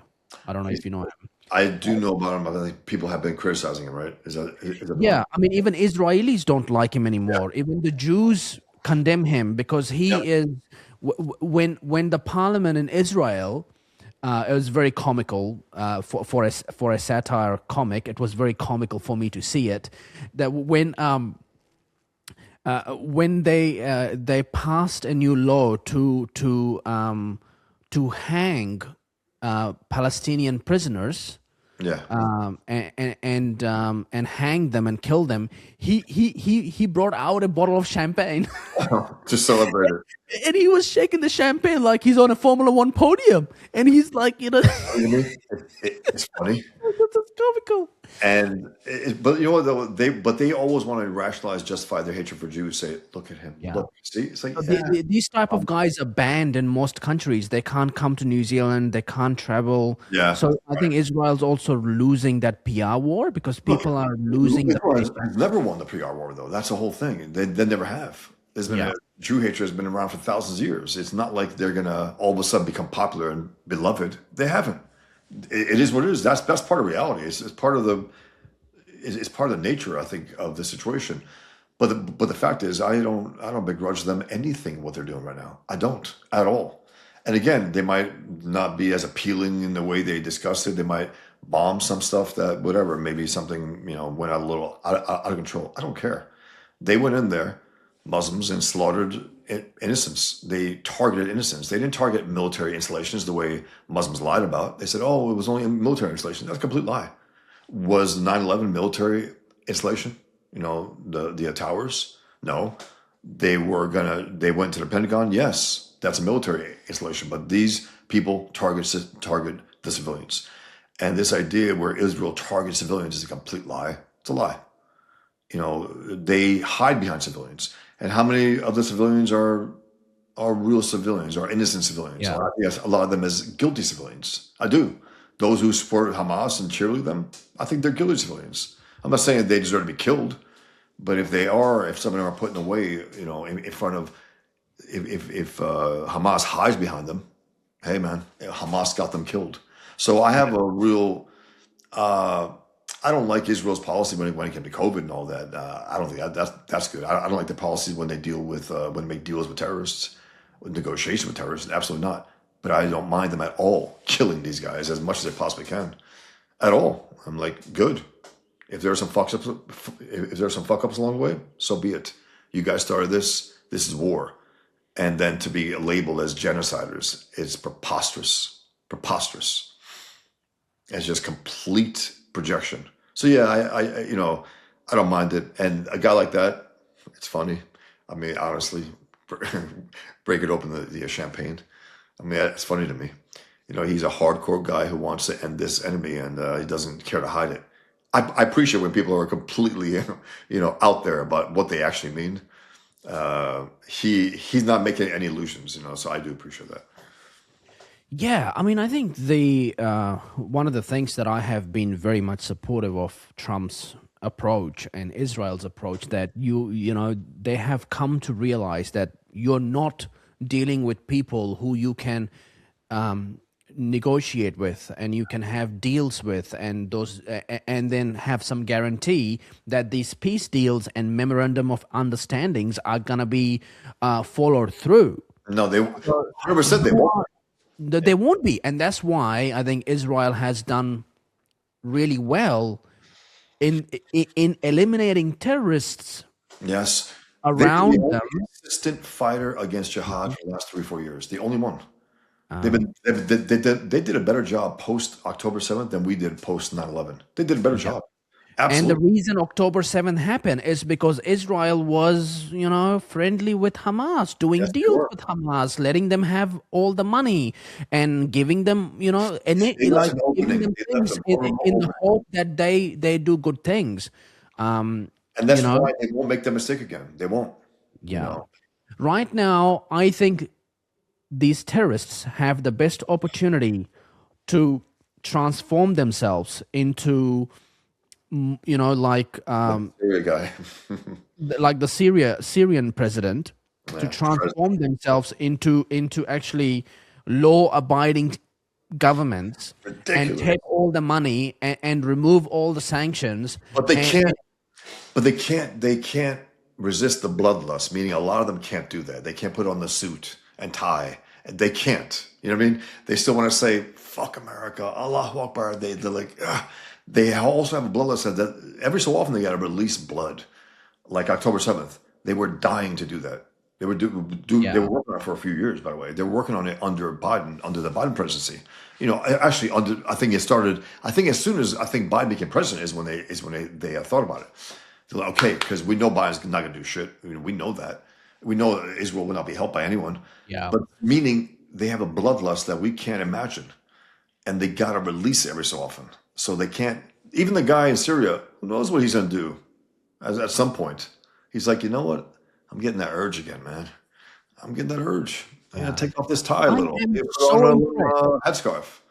I am so impressed by the Western liberal media to apply the concept of satire in rehabilitating Ahmad al-Shara's image, who is the Syrian Yeah. president, who used to be an Al-Qaeda member with a Yes.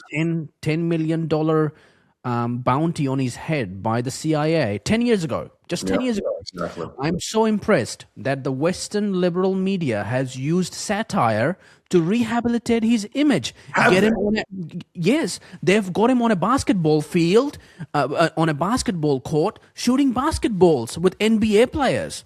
They've got him shaking hands with all these different guys. The United Nations have got him look like this very Jesus kind of figure, and it's like, Even what? though Trump, to some extent, put him in there in that position. So there's Yeah, he did. He they're did. celebrating Trump did Trump, too. they're celebrating him. You know what I mean? You know what I mean or no? That Trump will give him a chance. So let's give him a chance. if that's pointed out though, if they say, "Hey, you're celebrating Trump's guy," I'm like, "Oh shit," Yeah. you know what I mean? Maybe they won't anymore, but it's sickening to me to see this happening. Actually, I remember It's when he not was a good look because he was at the White House. I'm like, we as citizens are allowed to follow we have to follow the law. We Yep. have to be good citizens. We have to pay our taxes. We have to not harm other people. We have to be productive members of society. But maybe it's more attractive to be a terrorist, and then I you mean, know, look, man, you can get away with and more. not follow the rules. Deals. This guy's wearing nice suits now. He's in probably a mansion somewhere, and he also gets inside the White House and shakes hands with our president. I mean, it's sickening to me. And then Trump, he's a good-looking guy. It's like, what are you, stupid? What are you saying? That kind of stuff I can't stand. That's Trump at his dumbest. Really stupid. Yeah, it's a good-looking guy. You know what you're saying? This guy's a butcher. How is that relevant at any scale? It's not even funny. It's not even like, oh, that's Trump. No, that's stupid. That kind of stuff I can't stand when Trump pulls. But again, it's like people. If I say that I'm against him, no, I voted for him. I hope he does well. We see these kind of bullshit a lot. Like if you look at the man in charge of driving woman equality in the United Nations is a guy from Saudi Arabia. Is a man from Saudi Arabia in charge of improving equality for women in the world, and you're like, what is this? The UN has to be disbanded. It has to be. It's a joke. You have free countries and dictatorships as if we're united. United on what? On barbarism and civilization? United on what? Look, there was a comic in the 80s, right? This is fun. I said Trump's current foreign policy reminds me of this. It was Iran made the Joker their diplomat at the UN Yeah. in the comic, in the Batman comic. I said, this Yeah. is madness. I said, this reminds me of what Trump's doing. He's completely flipping. He's saying some strange stuff. He's saying we can work with these guys. These guys are rational. The mullahs are rational, Trump? The mullahs? The Death to America guys? No, they're not rational. They're evil. And they're as bad to their own people as they want to be to anyone else. So it's just, to me, it's comical to have the Joker as he was wearing the headscarf. He was laughing at Batman and Superman. I'm the new ambassador for Iran at the UN. That's funny to me. Yeah, It was an actual comic book in the 80s. yeah, that's the problem, right? Because we've made so much fun of these guys using satire. The Babylon Bee has done it. The Chimp Chronicle has done it. You've MLB been has doing been it a having long some time. they've been And roasting Trump, the Babylon Bee, well, by the way. I'm yeah, really enjoying it. And they're getting ripped for it. I mean, it's like, hey, man, no. When he does something stupid, you got to go after him. You have to. yeah, you have to. I mean, yeah, it gets a little bit tiresome if everything he does, you have to kind of support. That's I guess, ridiculous. It's ridiculous. It's so anti-free in a lot of ways. It really is. But some of the stuff that they roasted him for was really funny, man. The Babylon Bee. I'm not trying to find something quick. I just don't see offhand. Okay, learning from Trump, man successfully negotiates wife down to absolutely everything she wants. That's funny.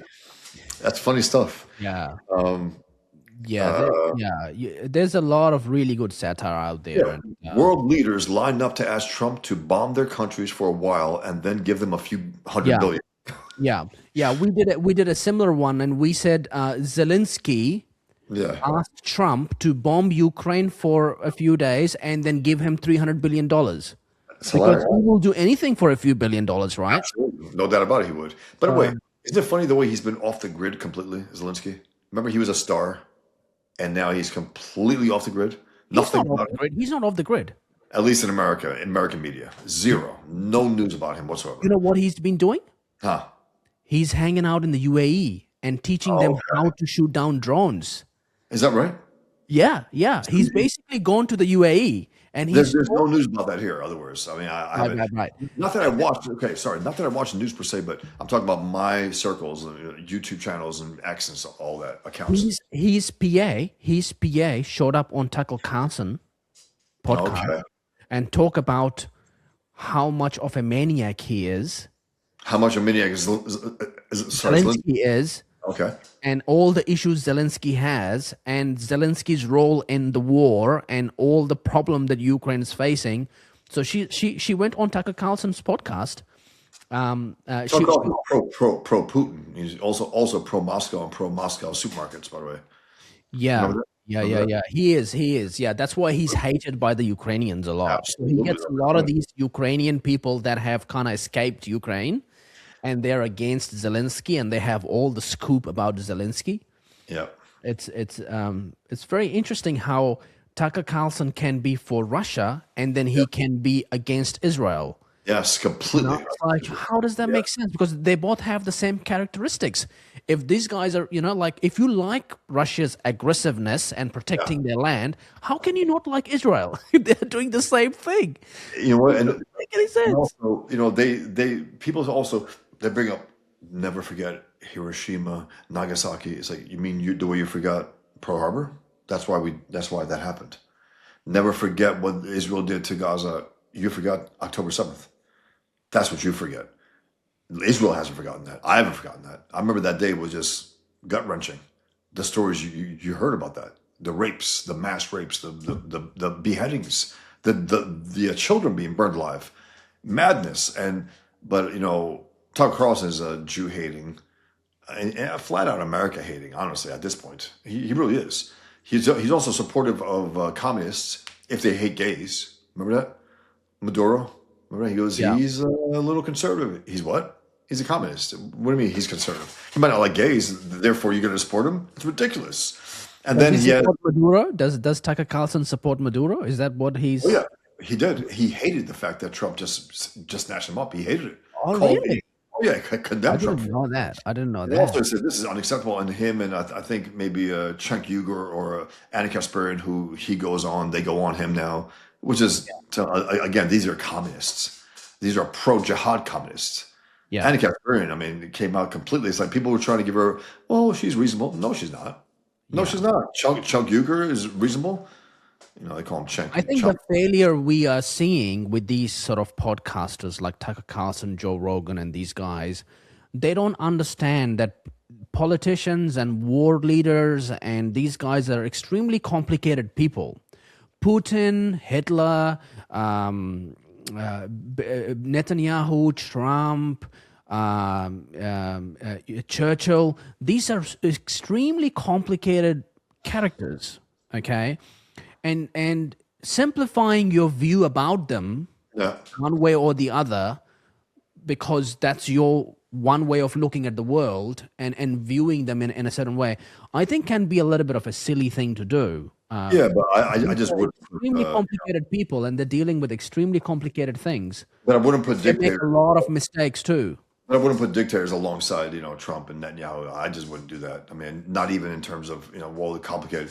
There's evil, and there's guys who are actually in civilized countries. It's a big difference. Yes, But yes. these Because guys they're not want- killing. They're not killing their own people. No, they're not. They're actually protecting their own people, and I wish they would do that more. More than they do, because even so, October 7th was horrific. It's like, okay, guys, but how the fuck did you let that happen? 9/11 horrific. Okay, you guys let this happen. You knew there was a threat out there, and you knew that they were going to bomb. They were going to fly planes into buildings. By the way, years before 9/11, they knew that they planned to fly planes into buildings. They found out, right? What did they do to stop it? Nothing. I'm not saying they let it happen, but laziness, passivity, whatever, all this crap just adds up. But the point is, they're going to try to do good things. They're not going to invade countries, and it's not an invasion to go into Gaza and wipe out Hamas. It's not. It's necessary. You have to do that. And again, Israelis die for that. I mean, Israeli soldiers have died for that. And it's also they have to. It's so incredibly difficult to get these guys because they're hiding behind civilians. Always. That's what they do. They are civilians, a lot of them also. It's like a lot of the Hamas members were civilians. This idea where it's all clear cut, they wear the mask. No, they wear T-shirts and whatever they got to do. They don't care. How about the journalists who oh my God, you killed journalists. No, you were actually, these journalists are shooting guns up in the air. I don't know if you saw that one video where Israel killed this one journalist and the guy's shooting up in the air. And it's like he's not shooting a camera. He's shooting a gun. That guy's not a journalist. He's a Hamas member who's hiding as a journalist. Yeah. So I don't just look. Yeah, complexity is fine, but it's a big difference between guys who run dictatorships and guys who run free countries who were, part of the other civilized world. That's all. Yeah, it's really sad what we have done to the Middle East, right? It's really sad because. I grew up reading hearing stories from my grandfather and my father about a prosperous Middle East, a prosperous Iraq. Baghdad was one of the best cities in the world in the 60s, was very modern. Baghdad gave us Zaha Hadid, who was one of the most prominent architects in the world. She's designed some incredible buildings around the world. All the curvy buildings. That was her thing. She grew up in Baghdad. She was inspired by that. And I grew up in Dubai, and I was inspired by what we built in the middle of the sand dunes, right? But Western media constantly attacked Dubai as this weird place, and and did not celebrate the beautiful, positive things happening in the Middle East, and they still do it now. And they enable terrorism. They are sympathetic to terrorism, and it's really ruined it. And Israel has done a great job to maintain that, to show that they can build the best technology in the world. They can have the best innovation hub in the world. They can have the best economy in the world. They can build weapons. They can show. You're talking about the Western media sympathizing with jihadists and with the bad aspects of the Middle East. That's what you're saying, right? Yeah. Yeah, they absolutely are. They absolutely are. They're on the side of Hamas. They're on the side of Hezbollah. It's like, how's it possible? Middle East has so much potential. It can be such a beautiful place in the We world. And unleashed, no, but we need to just get rid of the terrorists, and that's why I there was are like, human Trump, beings in there. let's get on with it. You know? People are the same in this sense. There are human beings there who need to be unleashed, their humanity unleashed, their creativity unleashed. You got to get the scumbags out, make them pay a heavy price for it, anyone who supports them, and then let's see what happens. And that's why with Iran, Trump had a chance. Unfortunately, he fucked it up, but he had a chance to say, like, we're going to remove the problem here, and let's see what you guys do when the problem's gone. He didn't do that. He didn't do that. And he still can. He still can. He still He can. hasn't so far. And I do give him credit for the things he's done since February, because it's changed a lot of things. Like if you look at the UAE now, they see themselves very differently and they communicate differently. They are now taking a very different view of who they are, and you know, they are. All these nations are now gearing up to take a much more stronger position to keep the region more secure and work towards the security of it, right? So I think that's a good thing, because in the past they all were like, well, we need to focus on our thing, produce our oil, make money, enjoy our life, everything is safe, Dubai is a safe place to be, and boom, all of a sudden they're being bombed and attacked. And now I think it's changed a lot of the perception It's so very good, because again, we need to do that. But also one thing, it's like Japan, right? Japan is a civilized country, right? What happened? It was a suicidal country before, right? Literally kamikaze, like Islamikaze, right? That's what they did. They copied even you know, jihadists copied from them. They weren't even original to that. But anyway, the point is, we bombed them to smithereens, took out the bad guys, said, okay, here's what's going to be. We have to do the same thing here. We got to get extreme in terms of getting the bad guys out of the way, making them pay a price. And also, what that does is it eliminates the lust for would-be jihadists to become jihadists. They're like, oh shit, that's not a good path to take. Look what happens to you. Smoking ruins, you know what I mean? So that's also a good way to do it, meaning wipe out the bad guys, fuck the media, to hell with them. Wipe them out, and then say, okay guys, let's see what you can do here. And if you still engage in jihad, we're still going to bomb you. That's all, until you don't. So there's a chance for people to live their lives in ways that they never dreamed of before. But you got to get the bad guys out of the way, and we haven't done that, unfortunately. We haven't done it in Iran. They're still there. They're still talking shit about us. It's like that's preposterous to me. You know, I've been saying this for a while now, and I feel like it's the right time to kind of say it again. I've been saying for a while that it's time for Israel and these Middle East countries to step up and take ownership of the security and not be dictated by what Trump wants to do in terms of these peace deals. And they need to respect. I think this is what's happening. Like in the UAE and Israel, they'll say, okay, you know, we're gonna show to the world that we respect Trump and we respect these deals and we this and this and that, but we're gonna take care of our own security. We know that we can do it. Now we can believe that we can do it. You think this has sparked that? Yes, because if you can shoot down 3,000 rockets and drones, then you have confidence. You're like, yes, guys, we can do this. Let's do this, guys, you know?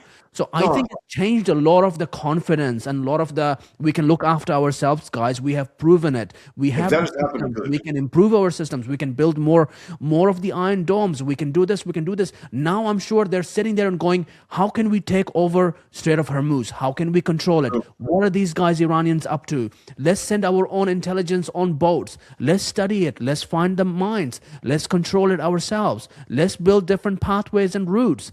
I think they're all on it. And they are over time going to take over their own security of their region. That's how it should be. It is, and you know what? That's all good, but the point is, it's like it's not Islam that's leading them to this conclusion. Meaning, you know what I mean? They have to keep that at bay, take care of themselves. They live in the world, and they have to interact with the world. And they got to defend themselves. Yeah. The thing with Islam is that when you are in the Middle East, you will realize very quickly that there are two Islams at war. One is a liberal Islam that believes in prosperity and economy and safety. I don't And believe there's liberal Islam. I think there's liberal actors, meaning individuals. sure, Myself, yeah, but it's I'm liberal. talking about nations, right? I'm talking about nations. Like UAE has a vision of There what are Islam is. there are different characters of different Muslim countries, absolutely, because of the nature of the leaders, absolutely. Yes. But not the religion itself, because Yeah. And then Iran has this very radical view about how, because in the end of the day, it's about this 2.5 billion or whatever Muslims in the world. These nations, whoever controls the Middle East, kind of then, dictates what Islam is, and Iran wants to. Iran wants Jerusalem. That's what Iran wants. Iran wants Jerusalem. It does, but it's it's not going to happen. I mean, and that's the whole thing. They have to be frustrated. Good for them. I mean, we need them frustrated, but also not lashing out the way they have been. But again, Trump didn't. When he stopped bombing, I was like, uh oh, what's going on here? Are they going to start negotiating before it's over? It's like Alan Moore, a writer for Watchmen. He tried to dissect the superhero medium before it was over, before it was dead. It's like you don't do that prematurely. You have to keep bombing them, and you have to make them say, okay, we're good, we're done. What do you want? They didn't do that. We didn't get to that point, unfortunately. They were still defiant. Japanese, right? We send one nuke, they still want to fight. We send another nuke, they're like, okay, I think we're done. We didn't do that with Iran. We should have done that. We should have made them so fucking scared that they're like, disappointing, man. It's almost like, you get to the end and then there's no happy ending. it's true. He did that, and now he's talking nonsense. It's like, what is this? And you know what? The Iranians will act the way they always act. They will. We can count on them for being what they are. We can't count on Trump for being what he is right now. It's like, okay, we know the Iranians are going to keep threatening us and is like death to America. We don't know what you're going to say or do next day. That's a problem. Meaning we can rely on the Iranians being Iranians. We can't rely on the American president right now being what we think he should be saying and doing.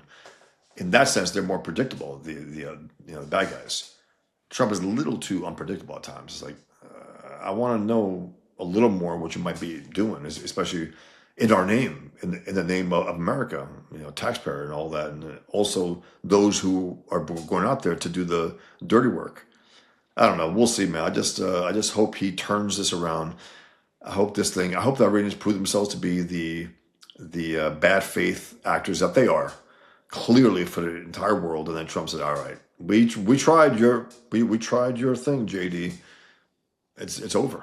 And then just take care of business, and hopefully the Iranians can get there and have the semi-freedom, because I don't think they know freedom, a lot of them. The generations of people who have no idea what freedom is, but you have a chance to maybe join the civilized world to some extent.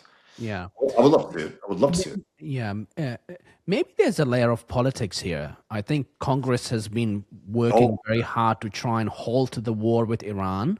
I think the Republican side of the Congress has now got some movement around taking that power away from Trump. Yes, true. So I think there has to be so many different layers to it that we don't have access to, right? But if he also stops bombing, then he can start again at a certain point. I mean, there's also that factor, meaning, okay, I haven't bombed for a little while, and now I can do it. I have that privilege as president, maybe to defend us. Maybe there's that going on also. We don't know exactly. We don't know all the things, but I know one thing, that the Iranians are pretty pleased with their position right now. You don't want that. This is very. I just want to repeat what you're saying. This is very, very disappointing. Very. So, end to this situation, because we would have liked Trump to have just finished the job, and he wasn't. I think he got into it thinking that he can finish it off within a week, because he was riding high on this idea of getting Maduro out within 24 hours. He thought he could have do it, but it didn't really work. And then he didn't really think too much about, his intelligence was off, and I think he was pretty pissed off with Tulsi Gabbard not giving him intelligence to to She kind of withheld. like, hey, She withheld. before you bomb, you need to go and create a choke point yourself at Strait of Hormuz and control the choke point first, and then you go bomb them. And then, because for 30 days, as America and the Western allies suffered from the choke point that the IRGC put in place for all the American allied oil flowing through, Iran continued to sell their oil to Russia and China, and they were making money, and they They were doing whatever they wanted to do, and that's not the way war is supposed to go. You so got to make I them, think it's disappointing you that gotta make them do the last thing they want to do, and we haven't done that yet. yeah, That's when they submit. We haven't done that. They're still operating as if, oh, big shit. We're getting bombed. So what? they're coming to these peace talks in Switzerland, acting like big guys and True. walking Shoving. around like they're like ignoring JD Vance and so on. You know, he deserves that personally. I think he does for the way he talks, and he's like a child out there. Honestly, to me, he looks like a child out there. He doesn't have the gravitas that even Rubio has. You know, I think Rubio would have been far better to be there, even though I think he's not on board. So that's why he's not there, and that's why Hexath is pretty much silent. We don't hear anything about him. Yeah, I mean, I think it's very obvious. If you compare Trump's first term and Trump's second term, you can see the difference in experience. JD Vance is the same thing. He needs 4 years of presidency to kind of learn on the job, and then he needs 4 more years to actually be effective. Yeah, I just don't. I don't think he's he's a years of age. He's a baby in He politics. is. He's a toddler wearing nappies 40 and years younger than Trump. nappies. He's 40 years younger than Trump. 40. That's crazy. You know, he doesn't have any real experience out there. That's why I think you make a lot of sense when you say Marco Rubio should be running. I do. And again, he's also seen by some as, oh, he's a mainstream Republican. No, he's working for Trump. What do you mean he's a mainstream Republican?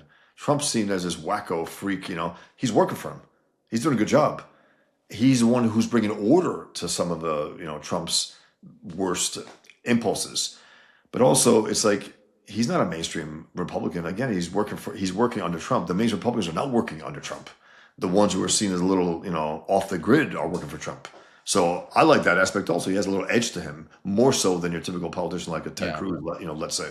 The big problem that they're going to face in 2028 is similar problems that Kamala Harris faced when she ran, because she could not separate herself from Biden. So and that's the thing. Trump has to come through with some big stuff, man. And then it's like, okay, he has to end this threat, let Iran, you know, and then continue the momentum. Absolutely. And then the economy get more stuff out of our goddamn way and let us, you know, thrive. He has to do that. Can he? I don't know. I think he can. Will he? We'll see. So I think you're right. It's like you need some kind of good stuff happening enough where people say, I want to continue that. I want that to continue. And this guy, Rubio, since he was part of administration, was part of that. So maybe he'll be good for that. But Biden was so bad that she was stuck with that, like an albatross around her neck. She had no chance in hell. First of all, she's a terrible candidate. But also, she's like, she was with a puppet, with a puppet as president. That's unacceptable for Americans. You know, we're like, nah. It was the first collective presidency ever we've ever had. A guy who wasn't there, he wasn't president. You know the movie Being There with Peter Sellers? Yeah, I love that movie. That was Biden, more or less. He's a retarded guy walking around and saying things that people presume are profound, but they're not. They're very stupid. He got as far as the possible presidency. Maybe it was implied at one point that he might end up being one of the candidates. It's just hilarious, man. Very, very funny. Yeah, genius story. It is. Being there. We'll see. Maybe. I mean, you know, I have no confidence that this memorandum of understanding MOU is going to stick. 100% it won't. No, but we know that. Everyone knows that. Trump somehow doesn't. How? I don't know how. Maybe can we give him the benefit of the doubt that he's actually playing into he's showing to his critiques or critics he's showing to his critics that he's willing to negotiate with these guys, And then knowing what it feels. and he wants to show them that, look, these guys are actually, absolute awful people. We should, they're not going to hold the deal. Right. But it's kind of firing back a little bit, because what Trump's critics are saying is Israel is the one that's ruining the MOU. Israel is the one that's bombing Lebanon. Yeah. So that's where it's kind of stuck a little bit. But, Israel is getting bombed and they have to respond. It's like you can't do that. It's supposed to be a ceasefire. But again, their response seems as the initiation of force. Like, no, they're responding to an initiation. There's no way this is going to happen. I think, I had a William McGimsey. He's a political analyst in New Zealand on my podcast. He was the first guy that I had on my show the week that Trump started bombing Iran. He said to me very clearly that this is going to be a series of bursts. It's going to be bombs for a week or 2 weeks. Then it's going to be negotiations. It's going to start again. Yeah, this. So I don't think this is the end of it. I think this is going to be, and they're going to blame Trump on and Israel for it anyway. Absolutely right. But the point is that we are in a place where I hate, because it's like we don't know exactly how it's going to turn out. And I hope he does the right thing. I hope he does. I hope he follows through on this. But again, it could be the case but to play with politics, meaning we'll give them a chance. We know they will completely deny this memorandum, right? We know that they will break it. But let's pretend, for the world's sake, to hell with the world. We know they're going to break it, so you break them. That's the whole thing, and he hasn't done that. He hasn't done that. They're still talking shit, like flicking their nose, like, we got this. It's like, you got to wipe that look off their faces. You got to say, they got to be like, okay, we had enough. And he hasn't done that. I'm surprised, actually, at Trump for allowing that to happen. Having them mocking him, more or less, Yeah. It's actually ridiculous. It's embarrassing. Are you are you sketching new Pigman ideas based on what's happening now in the world? Like, I mean, I had this, and I still will. It was something to do with Iran and nukes, and something happens, and yes, it's something that they get to the point where they do get them in my world, in my story. Yeah, that's a cool story. Yeah, and Pigman has to do something. Pigman has to do something. He has to do something that is unheard of, and also, when superheroes do certain things, and he gives back as hard as he gets in this, and then I can't get into details, but don't. Nuclear fallout, right? Yeah, and his power's gone, and Super Jihad's power's gone, and you have to rely on the old school Islamic swords, Muhammad swords, actually. Yeah. Technically speaking, Super Jihad to get those swords. Yeah. He has them on him. Yeah, my favorite, I think, series that you do on Twitter is these sort of like relevant events. You always draw them very quickly. You were drawing Kamala, you were drawing Tucker Carlson, right? And you just drew Keir Starmer. So I love that series because you're kind of showing what's happening right now. And look, it's like this. In the next issue, Killian will deal with Jalal Muhammad. I haven't introduced that yet in my story. And the fallout. And again, I got to put myself in there. He wins an award. There's an attack. His notoriety explodes. And his brother really has to do something about it at that point. But that's a whole story. And then in Pigman's world, in both worlds, it goes a little more extreme. Of course, in Pigman's world, it goes into nuclear weapons and detonating them and all that. It's like, it's out there. But I love it because it's something that, in my world, things can go right. Yeah. Things can go far better than what's happening here. So, and plus you got a ruthless fighter out there who is ex-Muslim, he speaks their language. And Trump comes in there at a certain point, by the way. He's not crazy about Pigman at all. He's like, who the hell is this guy doing this thing over there? That I think that is what Trump would say. He said it about us, actually, for the Muhammad cartoon guy. He goes, what are they doing drawing Muhammad over there? So I made Trump as Muhammad say, what are they doing? He goes, can't they draw something better? I said, yeah, I drew you as Muhammad right now. I hated that also. I hated the fact that he went against us he went on 5 different radio and TV shows trashing the Muhammad cartoon contest. And I was like, what's all you talking about? I said, this is freedom. They killed cartoonists over this. a few months ago. Yeah, And yeah, it's he could be so inconsistent. That's a problem, man. That's a real problem. And our enemies count on that. They're like, shit. We know he'll flip. So we'll just hold him out. We'll just hold out until we get maybe the midterms and he has less power, less say so, and then especially in 2028, when who knows what the hell's gonna happen. Because the Democrats get in, they're gonna give Iran anything and everything and say, "Oh, we're so sorry. What he did." That's what they're gonna do. yeah, yeah. You're right. Yeah, the inconsistency thing. It's not good, man. Yeah, and I The think most powerful guy on earth and be like that. That's dangerous. Dangerous. yeah, yeah.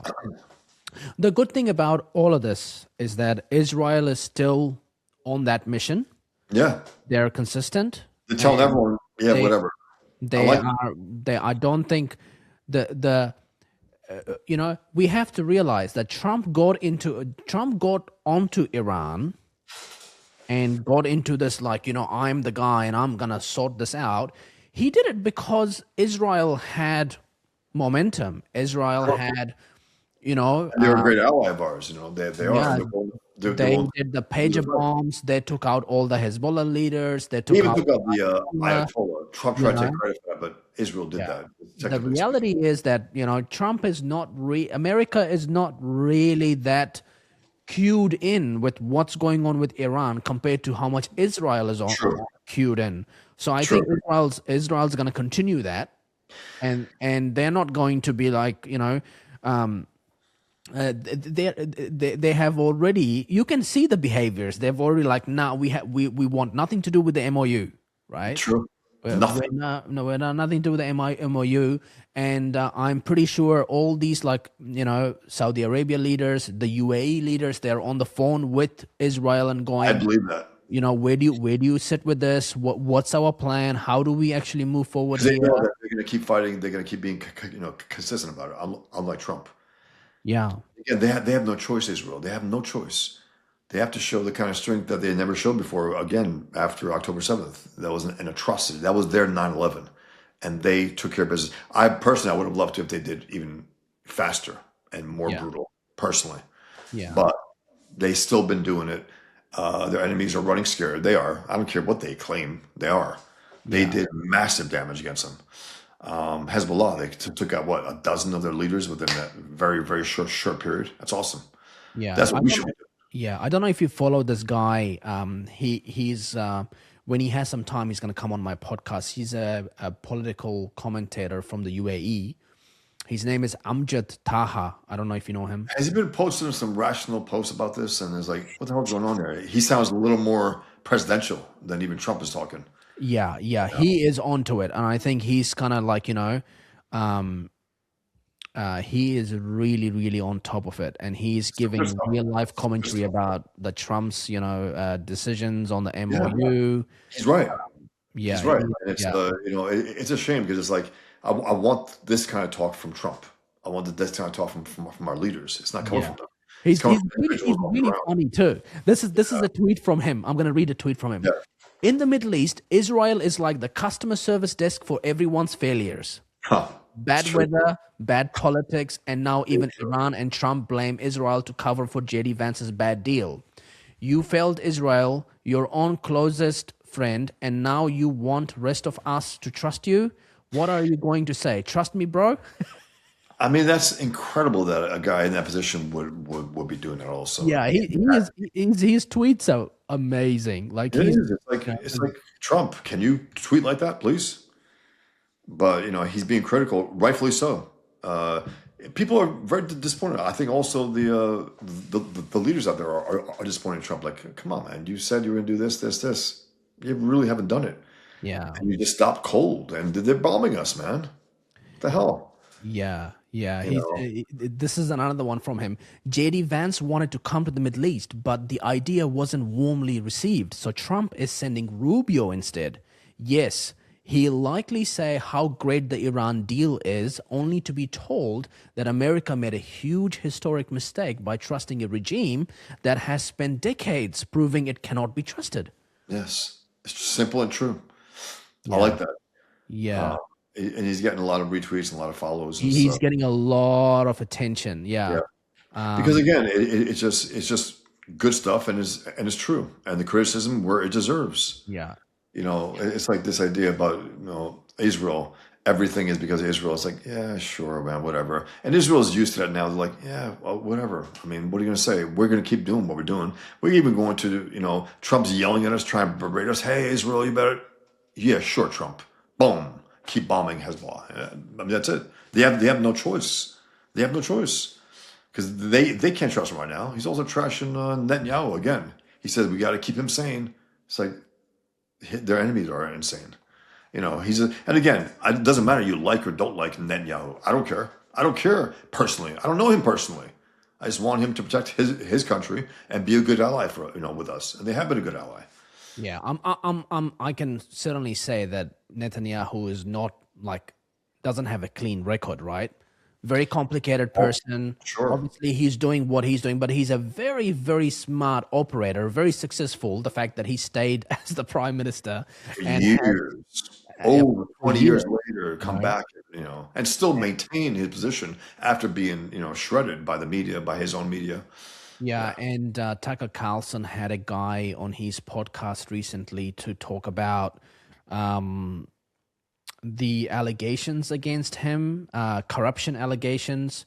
A guy who's done a documentary about all the corruption against. The narrative was built. The narrative was built that Netanyahu is going after Iran and doing all this killing and blah blah blah is because Netanyahu wants to save himself from going to prison because of corruption charges. Right. That's what That's kind of like the narrative they construct. Yeah. But I'm not saying, I'm saying, I'm sure when you are in that position, you are never clean. Yeah, I mean, look. You are making very, very difficult decisions, and a lot of people will see you as a war criminal. A lot of people will see you as someone that shouldn't be in power, and all Good, that stuff. decent, honest, truth tellers don't go into politics. They don't. I mean, they just don't. That's for people who like the dirt. They're a little dirty themselves, And again, my thing is always this case when I vote: who's going to hurt the country more? And then don't vote for that person. Who's going to hurt the country less? That's it. That's my. I don't have ideal candidates. Like people say sometimes, I want a perfect candidate. What? No, that's not where we are. We're not in that kind of culture. We're not in a healthy culture that way. Who's going to hurt us less? Period. To me. No, this is a very bad look. I mean, I was watching the summit in Lake Lucerne. Is that how you say it? I don't know. JD Vance just went to the summit with the Iranians. It's facilitated by the Pakistanis and the Qataris, right? Yep. The funny thing about it is Iran attacked Qatar. It's LNG gas plant and cost them $25 billion, 5 years of rebuild, And who is there facilitating all of this? It's Qatar. Yep. All the sympathizers of terrorist regimes are there at the summit.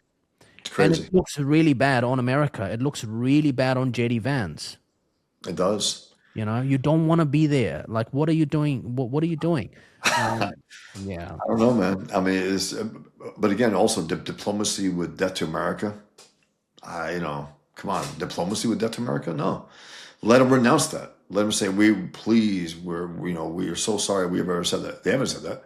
They haven't said anything except trashing us. I got to get going though soon. I don't know if it has been fun, man. Well, thanks so much for coming back. As always, it's been super fun. Anything you want to promote? You've got any fundraising you're doing or any Comic-Con? I am. It's Pigman won. I made it live again. I closed the campaign a little while ago. I made it live again for one last chance to fund my comic. Pigman #1. It's comic books taking on jihad and on every front, culturally, politically, media, on the battlefield, and so on. So it's fun. That, and also check out my website, boschfawstin.com. I got a few things on there. BoschFawstin.com. And that's it. And also on Next, follow me on Next. I'm always out there posting. It's fun. But so it's good talking, man. Man, it's always fun to have you on the show, and I think the audience just love having you back, and they always ask me, when is Bosch coming back on? I appreciate it, man. I appreciate we don't talk about these tough subjects too, man. I know. Try to make sense of them. Yeah, exactly. And I think as artists, as cartoonists, as satire writers, we have a very unique view of these things. Exactly. And we're not going to, we're not going to figure it all out, but we're going to have some good points, some things that maybe come from a left field, like, okay, I see that this way, and so on. But again, this is not good what's happening. It could be better, and we hope it is. Yeah. I think Trump can turn it around. Yeah. I hope he does. I don't know, though. That's the whole thing. We're up in the air. We're in that middle ground right now. We don't know. Yeah, and at the same time, we are in a much more better place with dealing with terrorists than we were 3 years ago, especially in the Middle East. 100%. Which is a great thing. 100%. And we just got to keep on doing that work. And also, as you mentioned sometimes, like the Middle East, they don't have the appetite that they did have, let's say, a number of years ago, maybe for this, for jihad. They get a little sick of it themselves. Yes. That's a good thing. That's a very good thing. As well. They want to prosper, a lot of them. And it's great that this deal hasn't been accepted by Israel, hasn't been accepted by the Gulf nations, True. and I think It has been accepted by Iran, even though they signed it. You know what I mean? We know it has been accepted by them. Yeah, I think, and it's also interesting to see how Russia is going to react to this, how China is going to react to this. True. And where is that $300 billion going to come from? Is it unfreezing the assets? How are you going to monitor that money? How is Iran going to spend that money? Is it just going to be spent on all American businesses providing food? Humanitarian aid is what they keep saying this is all about. So I think it's not a good place to be, but I think I have hope that Israel and the UAE will continue their work on eradicating terrorism, the Muslim Brotherhood, and fighting that and bringing peace, prosperity to the Middle East, and hopefully the Pigman can hit the final blow. It's true. And he wants to retire. I mean, his whole ambition and jihad. That's an ambitious idea, right? Yeah. That's his goal. He might die trying, but that's his goal. Yeah. Well, nothing short of that.